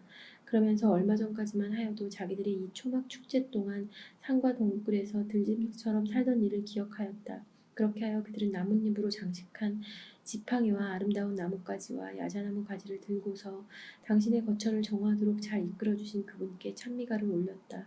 그러고 나서 온 유다 민족이 해마다 같은 날에 축제를 지내기로 법적인 결의에 따라 정한 법령을 공포하였다. 에피파네스라고 하는 안티오코스의 말로는 이러하였다. 이제는 이 사악한 자들의 아들인 안티오코스 에오파토르 치하에서 일어난 일들을 이야기하고 여러 전쟁이 가져온 환난에 관하여 간단히 이야기하고자 한다. 에투파토르는 왕권을 이어받자 리시아스라는 자에게 행정을 맡기고 코일레 시리아와 페키니아의 최초 총독으로 삼았다. 그 전에 마크론이라고 하는 프롤레마이오스는 유다인들이 겪은 불의를 생각하여 앞장서서 그들에게 의로움을 베풀었으며 그들과 평화로운 관계를 유지하려고 하였다. 그래서 임금의 벗들이 에우파도르에게 그를 고발하였다. 더구나 그는 필로메토르에게서 위임받은 키프로스를 포기하고 안티오코스 에피파네스에게 넘어간 일 때문에 사방에서 배신자라는 소리를 들어온 터였다. 그렇게 되자 그는 자기의 영예로운 직무를 명예롭게 수행할 수 없었으므로 독약을 먹고 스스로 목숨을 끊었다. 고르기아스는 이 지방의 총독이 되어 용병 부대를 두고 기회 있을 때마다 유다인들을 공격하였다. 그와 동시에 요새들을 장악하고 있던 이두메아인들도 유다인들을 괴롭히곤 하였다. 그들은 예루살렘에서 도망쳐 나온 자들을 받아들이면서 줄곧 유다인들을 공격하려고 하였다. 마카베오와 그의 군사들은 기도를 드리며 주님께 자기들의 동맹군이 되어주십사고 간청한 다음 이두메아 요새들을 향하여 돌진하였다. 맹렬히 공격한 끝에 그곳들을 모두 장악하고 성벽 위에서 싸우는 자들을 물리쳤으며 마주치는 자마다 살해하였다. 그리하여 2만여 명의 적군들을 죽였다. 그때 적어도 9,000명이나 되는 적군이 포위 공격에 대비하여 만반의 준비를 갖춘 2개의 튼튼한 탑으로 달아났다. 마카베오는 시몬과 요셉에다 작게오와 그의 군사들까지 충분히 남겨두어 그 2탑을 포위하게 하고 자기는 더 긴박한 곳으로 떠났다. 그러나 시몬의 군사들은 돈을 좋아한 나머지 탑에 있는 어떤 자들에게 매수를 당하여 7만 드라크라를 받고 몇 사람을 빠져나가게 하였다. 마카베오는 이 사건에 대한 보고를 받고 백성의 지도자들을 모아놓은 다음 적들을 풀어주어 자기들과 싸우게 한 것은 돈을 받고 형제들을 팔아넘긴 행위라고 단죄하였다. 그러고 나서 반역을 저지른 그 자들을 죽이고 곧바로 그 2탑을 점령하였다. 작전마다 성공을 거둔 그는 2 요새에서 2만여 명을 섬멸하였다. 전에 유다인들에게 패배한 적이 있는 티모테우스는 막강한 용병 부대를 모으고 적지 않은 아시아의 기병대를 모집한 다음 유다를 공격하여 점령하려고 왔다. 티모테우스가 다가오자 마카베오와 그의 군사들은 머리에 흙을 뿌리고 허리에 자루옷을 두르고서 하느님께 탄원하였다. 제단 발치에 엎드린 그들은 하느님께 자기들을 어여삐 여기시어 율법서에 명시된 대로 자기 원수들에게는 원수가 되어주시고 적들에게는 적이 되어주십사고 간청하였다. 그들은 기도를 마친 뒤에 무기를 들고 도성에서 꽤 먼 거리까지 진군하여 적군에게 가까워지자 멈추었다. 양쪽 군대는 동이 트자마자 교전하였다. 한쪽은 성공과 승리의 보증으로 용맹뿐 아니라 주님에 대한 신뢰를 가지고 있었지만 다른 한쪽은 광분에 이끌려 싸울 따름이었다. 전투가 격렬해졌을 때 하늘에서 위풍당당한 5사람이 금제갈을 물린 말을 타고 적군에게 나타나 유다인들을 이끌어 나아갔다. 그들 가운데 둘이 마카베오 양쪽에 서서 그가 부상을 입지 않도록 자기들의 무장으로 보호해 주었다. 그들이 적군에게 활을 쏘고 벼락을 내리치자 얼이 빠지고 눈이 먼 적군은 극심한 혼란으로 흩어졌다. 그리하여 보병 2만 500명과 기병 600명이 살해되었다. 티모테우스 자신은 게제르라는 아주 튼튼히 방비된 요새로 달아났다. 그곳은 캐리아스의 지휘 아래에 있었다. 마카베오와 그의 군사들은 기뻐하며 나흘 동안 그 요새를 포위하였다. 그 안에 있던 자들은 그곳이 견고함만 믿고 지독한 말로 하느님을 모독하며 무례한 말을 짓거려 했다. 다섯째 날 새벽에 마카베오의 군대의 젊은이 20명이 하느님을 모독하는 말에 분노가 불처럼 타올라 용감하게 성벽을 공격하고 마주치는 자마다 맹렬하게 쳐 죽였다. 다른 이들도 마찬가지로 뒤쪽으로 돌아 성 안에 있는 자들에게 올라가서 탑들에 불을 지은 다음 따로 불을 피워 하느님을 모독한 자들을 산채로 태워 죽였다. 또 다른 이들은 성문을 부수고 나머지 부대들을 들어오게 하여 그 성읍을 함락시켰다. 그들은 웅덩이 속에 숨어있는 디모테우스와 그의 동기 카리아스 그리고 아폴로 파네스도 죽였다. 이 일을 마친 그들은 이스라엘에게 큰 은혜를 베풀어 승리를 주신 주님께 감사의 찬미가를 부르며 그분을 찬양하였다. 그뒤 얼마 되지 않아 바로 임금의 후견인이며 천직으로서 행정을 맡은 리시아스가 이 사건 때문에 몹시 속이 상하여 보병 약 8만 명과 온 기병대를 소집하여 유다인들에게 진군해 왔다. 그는 이 도성을 그리스인들의 거주지로 만들어 이교도들의 신전처럼 성전에도 세금을 부과하고 해마다 대사제직을 돈을 받고 팔 작정이었다. 그는 하느님의 권능을 조금도 아랑곳하지 않고 보병 수만 명과 기병 수천 명과 코끼리 80마리로 기세가 등등해 있었다. 이렇게 그는 유다에 진입하여 예루살렘에서 5스코이노스쯤 떨어진 곳에 튼튼하게 방비되어 있는 벳추르로 다가가 그곳을 압박해 들어갔다. 마카베오와 그의 군사들은 리시아스가 그 요새를 포위하였다는 보고를 받고 주님께서 훌륭한 천사를 보내시어 이스라엘을 구원해 주십사고 온 백성과 더불어 탄식과 눈물로 애원하였다. 그러고 나서 마카베오는 자기가 먼저 무장을 한 다음 어떠한 위험이라도 무릅쓰고 자기와 함께 형제들을 도우러 가자고 다른 이들에게 권유하였다. 그러자 그들은 다 함께 열렬한 마음으로 돌진해 갔다. 그들이 아직 예루살렘 근처에 있을 때 말을 탄 기사가 흰옷을 입고 황금 무기를 휘두르며 그들 앞에 나타났다. 그러자 모든 이가 다 함께 자비하신 주님을 찬양하였다. 그리고 사기가 충전하여 사람뿐만 아니라 가장 사나운 짐승과 새로 만든 성벽까지도 쳐부술 준비를 갖추었다. 이렇게 주님께서 자비를 베푸셨으므로 그들은 하늘에서 내려온 이 동맹군과 함께 전투 대열을 갖추고 나아갔다. 그리고 사자처럼 적들에게 뛰어들어 보병 10,000명과 기병 1,600명을 쓰러뜨렸다. 그래서 남은 자들은 모두 달아날 수밖에 없었다. 그들은 거의 다 상처를 입고 알몸으로 빠져나가 목숨을 건졌다. 리시아스 자신도 수치스럽게 달아나 목숨을 건졌다. 리시아스는 어리석은 사람이 아니었다. 그는 자기가 당한 패배를 곰곰이 생각한 끝에 히브리인들은 능력을 지니신 하느님을 동맹군으로 모시기 때문에 싸워 이길 수 없는 민족임을 깨달게 되었다. 그래서 그들에게 사절을 보내어 모든 일을 정당하게 처리하자고 설득하면서 자기가 임금을 설득하여 반드시 그들과 법이 되도록 만들겠다고 하였다. 마카베오는 민족의 이익을 생각하여 리시아스가 제안한 모든 상황에 동의하였다.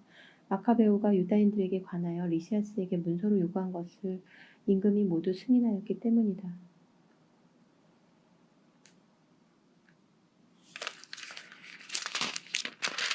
유다인들에게 써보낸 리시아스의 편지의 내용은 이러하였다. 리시아스가 유다 백성에게 인사합니다. 여러분이 파견한 요한과 압살롬은 여러분이 서명한 문서를 내놓으면서 그 안에 제시된 여러 가지 사항을 요구하였습니다.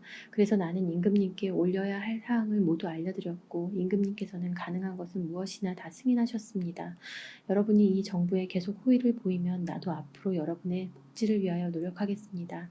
세부 사항에 관해서는 이 사람들과 또 내가 파견하는 이들이 여러분에게 가서 상의하도록 지시하였습니다. 안녕히 계십시오. 148년 디오스 코린티오스 달 29날 임금의 편지는 이러한 내용이었다. 안티오코스 임금이 리시아스 형제에게 인사합니다. 우리의 부왕께서 신들의 반열에 드신 이때 우리의 왕국의 신민들은 아무런 동요 없이 저마다 생업에 전념하기를 바랍니다. 우리는 유다인들이 부왕의 정책과 달리 그리스식 관습에 동의하지 않고 자기들의 생활 양식을 선호하여 자기들의 관습을 승인해달라고 요청한다는 보고를 들었습니다. 우리는 이 민족도 동요하지 않기를 바랍니다. 그래서 우리는 성전을 그들에게 돌려주었습니다. 물려주고 그들이 선조들의 관습에 따라 살도록 허락하기로 결정하였습니다. 그러니 귀하는 사람을 보내어 그들과 화친을 맺는 것이 좋겠습니다. 그리하여 그들이 우리의 시책을 보고 저마다 즐겁고 기쁘게 생업에 종사하기를 바랍니다. 우리 민족에게 보낸 임금의 편지는 이러하였다. 안티오코스 임금이 유다인들의 원로단과 그 밖의 다른 유다인들에게 인사합니다. 여러분이 안녕하다면 그것은 우리가 바라는 바입니다. 우리도 건강합니다.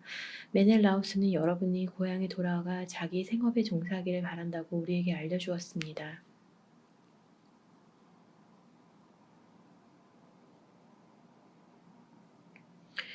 크산티코스 달 30일까지 돌아가는 이들에게는 화친과 안전을 보장합니다.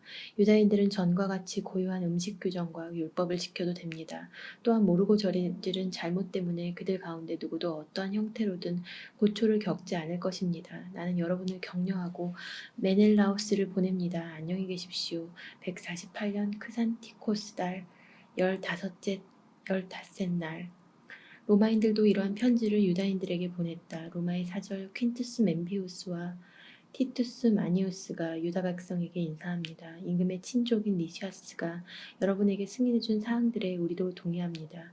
그러나 그가 임금에게 보고하겠다고 결정한 일에 관해서는 여러분이 깊이 생각한 뒤에 바로 사람을 보내주십시오. 우리가 안티오키아로 가는 중이니 거기에서 여러분에게 유리한 제안을 내놓겠습니다. 그러니 지체 없이 사람들을 보내어 여러분의 뜻이 어떠한지 알려주십시오. 여러분의 건강을 빕니다. 148년 크산티코스 달 15날 이러한 협정이 체결된 뒤에 리시아스는 임금에게 돌아가고 유다인들은 다시 농사를 짓게 되었다. 그러나 지방 총독들인 티모테오스 겐네오스의 아들 아폴리오스 헤로니모스 데모폰 그리고 키프로스 부대의 장수 니카노르는 유다인들이 안정을 누리며 조용히 살아가도록 내버려 두지 않았다. 약포인들은 다음과 같이 무도한 짓을 저질렀다. 그들은 자기들과 함께 사는 유다인들을 초청하여 미리 준비해 놓은 배에 여자들과 아이들과 함께 타게 하였다. 그러면서 유다인들에게 아무런 아기도 품지 않은 듯 가장하였다. 그 일은 그 성읍의 공적인 결의에 따라 이루어졌다. 유다인들은 평화롭게 살기를 원하였으므로 야포인들의 초청을 받아들이고 조금도 의심을 품지 않았다. 그러나 야포인들은 그들을 바다로 태우고 나가 그들 가운데 200여 명을 빠뜨려 죽였다. 유다는 동족에게 이토록 잔인한 짓이 저질러졌다는 보고를 받고 자기 병사들에게 명령을 내렸다. 그는 의로운 심판관이신 하느님께 호소하고 나서 동포들을 살해한 자들을 공격하였다. 밤중에 그는 부두에 불을 지르고 배들을 불태워버리고 그것으로 피신한 자들을 칼로 찔러 죽였다. 그러나 그곳에 성문이 닫혔으므로 나중에 다시 와서 야포 시민들을 섬멸해 버리겠다고 생각하며 철수하였다. 유다는 얌니아 주민들도 저희와 함께 사는 유다인들에게 같은 짓을 저지르려 한다는 보고를 받고 밤중에 얌니아인들을 습격하여 부두와 함대를 불태워 버렸다. 그 타오르는 불빛을 240스타디온이나 떨어진 예루살렘에서도 볼 수 있었다. 유다인들이 거기에서 티모테우스를 치려고 행군을 계속하여 9스타디온을 갔을 때였다. 5,000명이 넘는 아라비아인들이 기병 500명과 함께 유다를 기습하였다. 유다와 그의 군사들은 격전 끝에 하나님의 도우심으로 승리를 거두었다. 패배를 당한 그 유목민들은 가축을 내어주고 그 밖에 여러 방법으로 유다인들을 돕겠다고 약속하며 유다에게 화친을 청하였다. 유다는 그들이 여러모로 도움이 되리라고 생각하여 그들과 화평을 이루는 데 동의하였다. 이렇게 화친을 맺은 그들은 저희 천막으로 돌아갔다. 그 뒤에 유다는 흙보루와 성벽으로 견고하게 방비한 성읍을 공격하였다. 온갖 민족이 섞여 사는 그곳의 이름은 카스핀이었다. 그 안에 있는 자들은 튼튼한 성벽과 비축해둔 양식을 믿고 유다와 그의 군사들에게 몹시 무례한 행동을 하며 모욕할 뿐만 아니라 하느님을 모독하고 입에 담지 못할 말을 짓거려댔다. 유다와 그의 군사들은 여호수아 시대의 성벽 분쇄기와 공격 기구도 없이 예리코를 함락시키신 온 세상의 위대하신 지배자께 간청을 올리고 나서 성벽을 향하여 맹렬히 돌진하였다. 하느님의 뜻에 따라 그 성읍을 점령한 그들은 헤아릴 수 없이 많은 사람을 죽였다. 그리하여 너비가 2스타디온이나 되는 붉은 호수가 흐르드는 피로 가득 찬 것처럼 보였다. 유다인들은 거기에서 750 스타디온을 가서 토빈이라고도 하는 유다인들이 사는 카락스에 이르렀다. 그들은 디모테오스가 그곳에서 아무 짓도 하지 않고 즉시 떠난 뒤였기 때문에 그를 잡지 못하였다. 그러나 디모테오스는 한 곳에 매우 강력한 주둔군을 남겨두었다. 마카베오 휘하의 지휘관 도시테오스와 소시파테르는 그곳으로 나가 디모테오스가 요새에 남겨둔 10,000명이 넘는 병사들을 절멸시켰다. 한편 마카베오는 자기 군대를 여러 부대로 나누어 그 부대들을 지휘할 사람들을 세우고 보병 20만 명과 기병 2,500명을 거느린 티모테오스를 서둘러 쫓아갔다. 유다가 다가온다는 보고를 받고 티모테오스는 여자들과 아이들과 다른 짐들까지 카르나임이라고 하는 곳으로 미리 보냈다. 그 지방은 통로가 모두 좁아서 포위하기도 어렵고 다가가기도 어려운 곳이었다. 그러나 유다의 선봉부대가 나타나자 적군은 공포와 두려움에 사로잡혔다. 모든 것을 보시는 분도 그들에게 나타나셨기 때문이다. 그래서 적군은 서둘러 달아나다가 저희끼리 부상을 입히기도 하고 칼끝에 찔리기도 하였다. 유다는 아주 맹렬히 추격하여 그 악한들을 칼로 쳐서 3만 명가량 죽였다. 티모테오스 자신은 테오스와 소시파테르의 군사들에게 붙잡혔다. 그러나 그는 대부분 부모와 형제들이 자기 밑에 붙잡혀 있어서 그 사람들이 무시를 당하는 일이 일어날 수도 있다며 매우 교묘한 말로 자기 자신을 산채로 풀어주도록 요청하였다. 티모테우스가 가진 말로 그 사람들을 무사히 돌려보내겠다고 확실히 맹세하였으므로 유다인들은 저희 동포들을 구하려고 그를 도와주었다. 그 뒤에 유다는 카르나임과 아르타르카디스 신전으로 진군하여 그곳에서 적 25,000명을 죽였다. 이렇게 그들을 쳐 이겨 부순 다음 온갖 민족이 사는 견고한 성읍 에프론으로 행군하였다. 그 성벽 앞에는 건장한 젊은이들이 배치되어 그곳을 든든하게 지켰으며 또 거기에는 많은 전쟁기구와 투석기가 갖추어져 있었다. 그러나 유다인들은 어떠한 적군의 병력도 큰 힘으로 부수어 버리시는 지배자께 간청을 올리고 나서 그 성읍을 장악하고 그 안에 있는 25,000명가량을 쓰러뜨렸다. 유다인들은 다시 그곳을 떠나 예루살렘에서 600 스타디온 떨어진 스키토폴리스로 서둘러 이동하였다.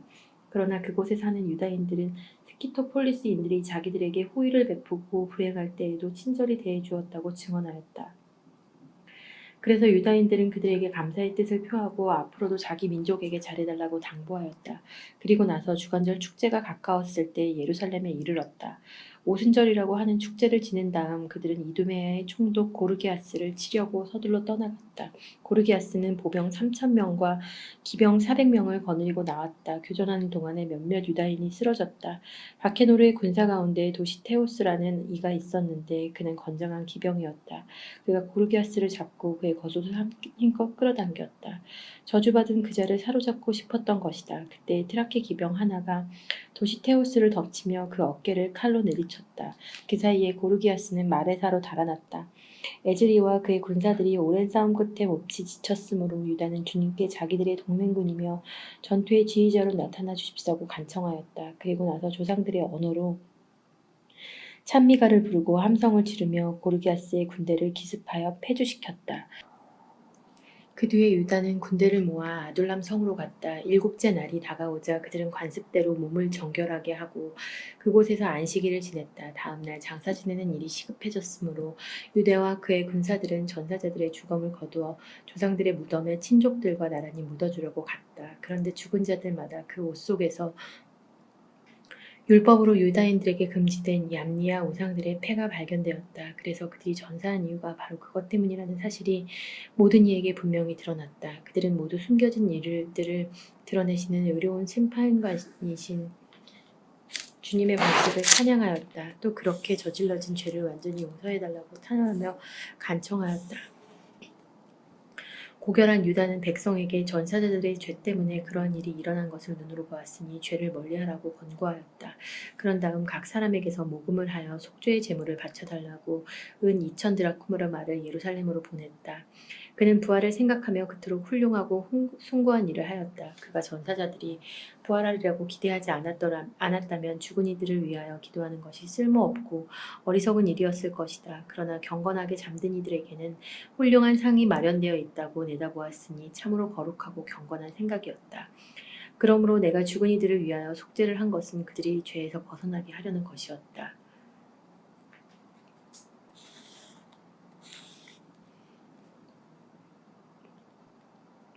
149년에 유다와 그의 군사들은 안티오코스 에우파토르가 군대를 거느리고 유다 땅에 쳐들어오는데 그의 후견인이며 행정을 맡은 리시아스도 함께 온다는 사실을 알게 되었다. 그들이 저마다 보병 11만 명, 기병 5,300명, 코끼리 22마리, 낫으로 무장한 병거 300대로 이루어진 그리스 군대를 거느리고 온다는 것이었다.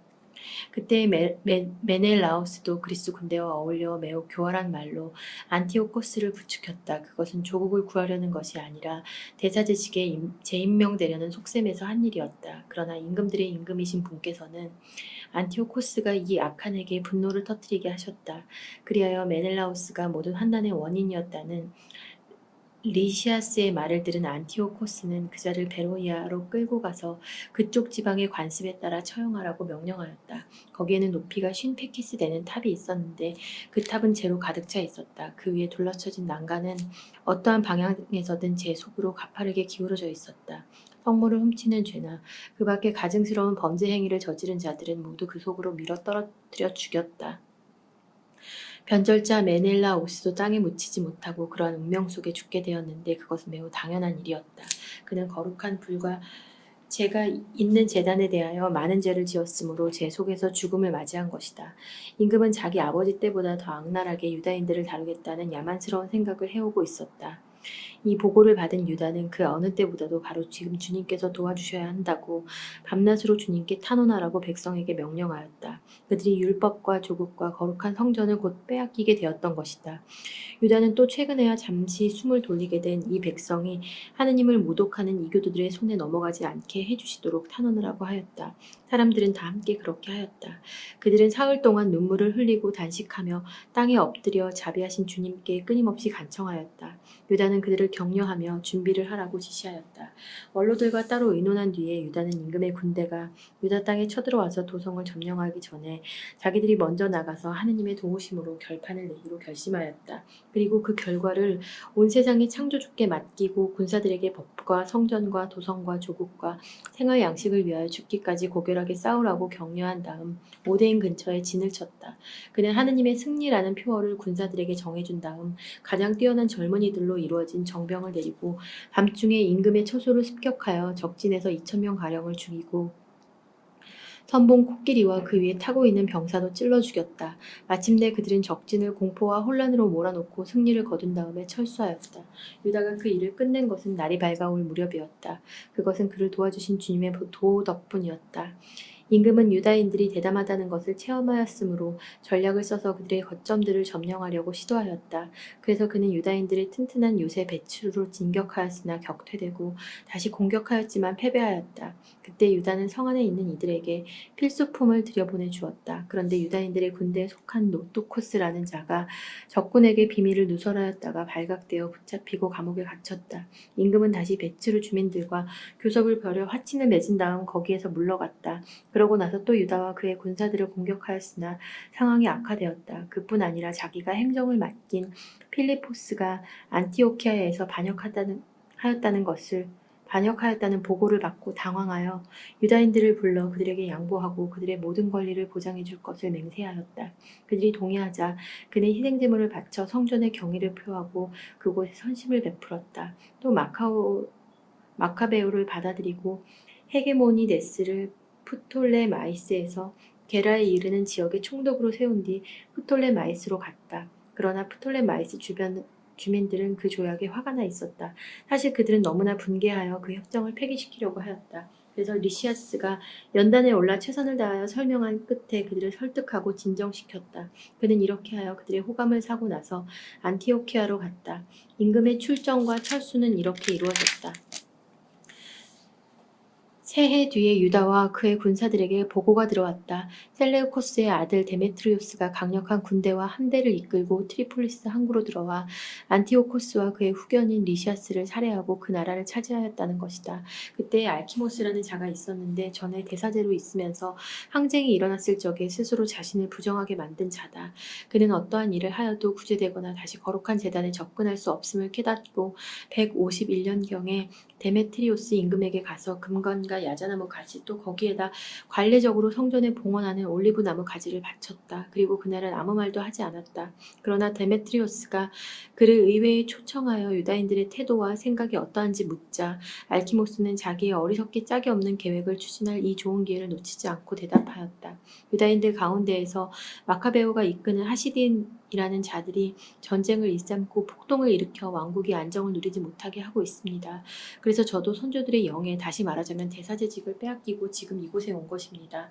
그 이유는 첫째로 임금님의 이익을 진심으로 생각하기 때문이고 둘째는 제 동포들에 관해서도 염려하기 때문입니다. 저희 온 민족은 앞에서 말씀드린 자들의 어리석음으로 적지 않은 불행을 겪고 있습니다. 임금님께서 이러한 사정을 자세히 아셨으니 모든 이에게 보여주신 그 인자한 관용으로 저희 지방과 공격에 빠진 저희 백성을 생각하게 해주십시오. 유다가 살아있는 한 이 나라는 평화를 누릴 수 없습니다. 알키모스가 이러한 말을 마치자마자 유다에게 적의를 품고 있던 임금의 나머지 벗들도 데메트리오스의 화를 부추겼다. 데메트리오스는 곧바로 코끼리 부대의 장수 니카노르를 유다 지방 총독으로 임명하여 파견하면서 유다를 살해하고 그의 부하들을 해산시킨 다음 알키모스를 그 성전의 대사자로 세우라는 명령을 내렸다. 유다를 피하여 달아났던 유다 지방의 이교도들은 유다인들의 불행과 재난이 곧 자기들의 번영이라고 생각하며 때를 지어 니카노르와 합세하였다. 유다인들은 니카노르가 올 뿐더러 이교도들까지 그와 합세하였다는 소식을 듣고 머리에 흙을 뿌리고 당신의 백성을 영원히 세워주시고 친히 나타나시어 당신의 몫인 이 백성을 언제나 도와주시는 하느님께 간구하였다. 그러고 나서 지도자가 명령을 내리자 그들은 바로 그곳을 떠나 데사우라는 마을에서 적군과 마주쳤다. 유다의 형 시몬은 니카노르와 맞서 싸우게 되었는데 적군이 갑자기 들이닥치는 바람에 천천히 물러설 수밖에 없었다. 그러나 니카노르는 유다와 그의 병사들이 용감하고 조국을 위하여 맹렬히 싸운다는 말을 듣고 혈전으로 결판내기를 꺼렸다. 그래서 그는 포시도니오스와 테오도토스와 마타티아스를 파견하여 유다인들과 화친을 맺게 하였다. 지도자가 이 일을 충분히 검토하여 병사들에게 알려주자 모두 찬성하는 것으로 보였다. 그리하여 그들은 조약에 동의하였다. 양쪽 지도자들은 단독으로 만날 날을 정하였다. 양쪽에서 수레가 한 대씩 나와 자리를 마련하였다. 유다는 적군이 갑자기 배신할 것에 대비하여 적절한 장소에 무장한 병사들을 준비시켜 두었다. 그러나 회담은 순조롭게 이루어졌다. 니카노르는 예루살렘에서 지내면서 부당한 일을 하지 않았으며 제 주변에 떼지어 모여들었던 무리도 해산시켰다. 그리고 유다를 언제나 자기 앞에 있게 하였다. 이 사람에게 마음이 끌렸던 것이다. 그는 또 유다에게 혼인하여 자녀를 낳으라고 권고하였다. 그래서 유다는 혼인하여 자리를 잡고 평범한 삶을 살아갔다. 니카노르와 유다가 서로에게 호의를 가지고 있다는 사실을 안 알키모스는 그들이 맺은 조약서를 들고 더메티로스 임금에게 가서 니카노르가 나라의 반역자인 유다를 후계자로 삼았으니 국책에 반대되는 일을 꾸밀 것이라고 말하였다. 임금은 화가 났다. 이 간악한 자의 중상모략에 넘어가 흥분한 그는 니카노르에게 편지를 보내어 그 조약이 마음에 들지 않는다고 하면서 마카베오를 결박하여 안티오키아로 즉시 보내라고 명령하였다. 이 명령이 니카노르에게 전해지자 그는 아무 잘못도 저지르지 않은 사람과 맺은 협약을 무효로 하게 된 데에 당황하고 슬퍼하였다. 그러나 임금을 거역할 수도 없었기 때문에 그는 어떤 계략을 써서 그 명령을 이행할 기회를 엿보았다. 그런데 베오는 니카노르가 자기를 전보다 냉정하게 대하고 일상의 만남에서도 전보다 거칠게 행동하는 것을 보고서 그렇게 냉정한 태도에는 별로 좋지 않은 까닭이 있으리라고 생각하였다. 그래서 그는 적지 않은 수의 군사들을 모아서 니카노르를 피하여 숨어버렸다. 마카베오가 자기를 감쪽같이 속였다는 사실을 깨달은 니카노르는 거룩한 대성전에 가서 일상의 재물을 바치고 있는 사제들에게 유다를 넘기라고 명령하였다. 그러나 사제들은 맹세를 하며 니카노르가 찾고 있는 사람이 어디에 있는지 모른다고 하였다. 그러자 니카노르는 성전을 향하여 오른손을 쳐들고 이렇게 맹세하였다. 너희가 유다를 결박하여 넘기지 않으면 나는 이 하느님의 성역을 땅바닥까지 무너뜨리고 제단을 허문 다음 여기에 디오니소스를 위하여 찬란한 신전을 짓겠다. 이러한 말을 하고 그는 떠났다. 그러자 사제들은 하늘을 향하여 두 손을 쳐들고 우리 민족의 항구하신 보호자께 탄원하였다. 주님, 당신께서는 아무것도 필요 없는 분이신데도 당신께서 머무르실 성전이 저희 가운데에 있는 것을 좋아하셨습니다. 그러니 이제 거룩하신 분, 모든 거룩함의 근원이신 주님, 정화된 지 얼마 되지 않은 이 집이 영원히 더럽히지 않도록 지켜주십시오. 예루살렘의 원로 가운데 라지스라는 사람이 있었는데 니카노르에게 고발되었다. 그는 동족을 사랑하는 사람으로서 평판이 아주 좋고 인정이 많아 유다인들의 아버지라고 불렀다. 전에 항쟁이 일어났을 때 그는 유다교를 고소한다는 고발을 당하였다. 그는 신변과 생명의 위협을 무릅쓰고 유다교의 모든 열정을 바쳤던 것이다. 니카노르는 유다인들에 대한 적개심을 분명히 보여주려고 500명이 넘는 군사를 보내어 그를 체포하게 하였다. 그를 체포하면 유다인들이 타격을 받으리라고 생각하였던 것이다.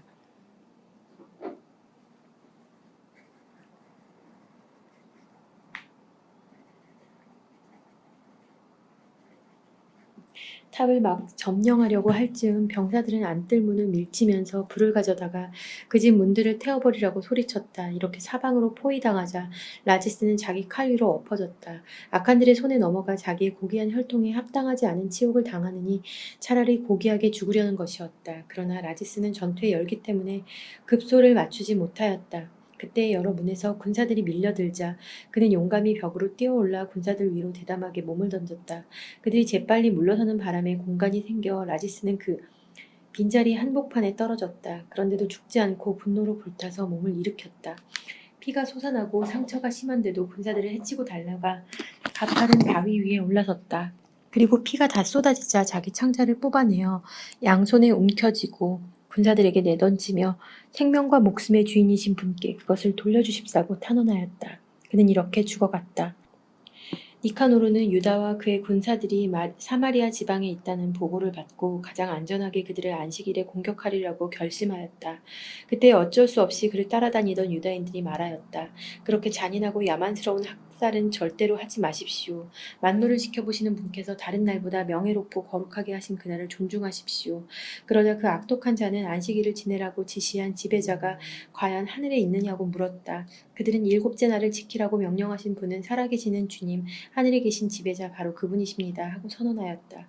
그러자 니카노르가 말하였다. 지상에서는 나도 지배자다. 그래서 내가 너희에게 무기를 들고 임금님의 일을 이행하라고 지시한다. 그러나 니카노르는 자기의 흉악한 계획을 이행하는 데 성공하지 못하였다. 극도의 교만으로 거들먹거리는 니카노르는 유다와 그의 군사들에 대한 공공 승전비를 세우겠다고 결정하였다. 그러나 니카베오는 주님께 도움을 받으리라는 큰 희망과 확고한 신뢰를 가지고 있었다. 그래서 자기 군사들에게 전에 하늘에서 내린 도우심을 명심하여 이민족들의 공격을 겁내지 말고 이번에도 전능하신 분께서 그들에게 승리를 주실 것으로 기대하라고 격려하였다. 그는 율법서와 예언서의 말씀으로 그들의 용기를 북돋우고 또 지금까지 이겨온 전투들을 상기시켜 그들의 사기를 드높였다. 이렇게 유다는 사기를 북돋아주고 나서 지시를 내림과 동시에 이교도들의 배신과 서약 위반을 지적하였다. 이렇게 그는 군사 하나를 방패와 창보다는 훌륭한 격려의 말로 무장시켰다. 그리고 아주 믿을 만한 꿈을 이야기해 주어 그들을 모두 기쁘게 하였다. 그가 본 영상은 이러하였다. 대사자였던 오니아스가 나타나 두 손을 쳐들고 유다인들의 온 공동체를 위하여 기도하고 있었다. 그는 고귀하고 선량한 사람으로서 행동이 점잖고 태도가 온유하며 언변이 뛰어날 뿐 아니라 어릴 때부터 모든 덕을 열심히 실천해온 사람이었다. 이어서 위험에 찬 백발 노인이 같은 방식으로 나타났는데 놀랍고 아주 장엄한 품위가 그를 감싸고 있었다. 그때 오니아스가 이렇게 말하였다. 동족을 사랑하시는 이분은 하느님의 예언자 예레미야로서 백성과 거룩한 도성을 위하여 열심히 기도해 주시는 분이시다. 예레미야는 오른손을 내밀어 유다에게 금칼을 주었다. 그리고 나서 이렇게 말하였다. 하느님의 선물인 이 거룩한 칼을 받아라. 그리고 이 칼로 적들을 물리쳐라. 유다의 말은 매우 고귀하고 강렬하여 젊은이들의 용기를 불러일으키고 마음을 용감하게 만들어 주었다. 그 말에 힘이 솟은 그들은 전열을 갖추어 싸우는 대신에 용감히 돌진하여 아주 용맹한 백병전으로 결판을 내리라고 작정하였다. 도성과 거룩한 기물들과 성전이 위험에 빠졌기 때문이다. 그들에게는 여자들과 아이들 그리고 형제들과 친척들이 그리 중요하지 않았다. 오히려 성별된 성전에 대한 걱정이 가장 크고 또 으뜸가는 것이었다. 도성에 남아있던 이들도 들판에서 벌어진 전투를 염려하며 매우 불안해하였다. 사람들은 모두 다가오는 결전을 기다리고 있었다. 적군이 이미 가까이 다가와 병사들은 전열을 갖추고 코끼리들은 유리한 지점에 또 기병들은 양쪽으로 배치되었다. 눈앞에 대군과 갖가지 무장과 사나운 코끼리들을 본 마카베오는 하늘을 향하여 두 손을 쳐들고 기적을 일으키시는 주님께 탄원하였다. 승리는 그분의 결정에 따라 합당한 이들에게 주어지는 것이지 무기로 얻는 것이 아님을 그는 알고 있었다. 그는 이렇게 탄원하였다. 주님, 당신께서는 유다 인근 히즈키야 때에 당신의 천사들을 보내시어 사느립이 군대에서 18만 5천 명 가량을 죽이셨습니다. 하늘의 지배자님, 이제 다시 선한 천사를 보내시어 저희 앞에 서서 공포와 전율을 일으키게 해주십시오. 당신은 모독하며 당신의 거룩한 백성에게 다가오는 자들을 당신의 위대하신 팔로 무찔러 주십시오. 이러한 말로 그는 기도를 마쳤다. 나카노르와 그의 군사들은 나팔을 불고 전투가를 부르며 진격해 왔다. 그러나 유다와 그의 군사들은 하느님께 탄원하고 기도하면서 적군에게 맞서 싸웠다. 손으로는 싸우고 마음으로는 하느님께 기도하며 그들은 3만 5천 명이 넘는 적군을 쓰러뜨렸다. 그리고 하느님께서 이렇게 당신 모습을 드러내주신 것을 크게 기뻐하였다. 전투가 끝난 다음 기쁜 마음으로 돌아오던 유다인들은 니카노르가 갑옷을 다 입은 채 쓰러져 있는 것을 보았다. 그래서 그들은 환성을 지으고 기뻐 뛰며 조상들의 언어로 지배자이신 주님을 찬양하였다. 몸과 마음을 다하여 결의 수요에 앞장서고 젊은 시절부터 동족에게 애정을 지녀온 유다는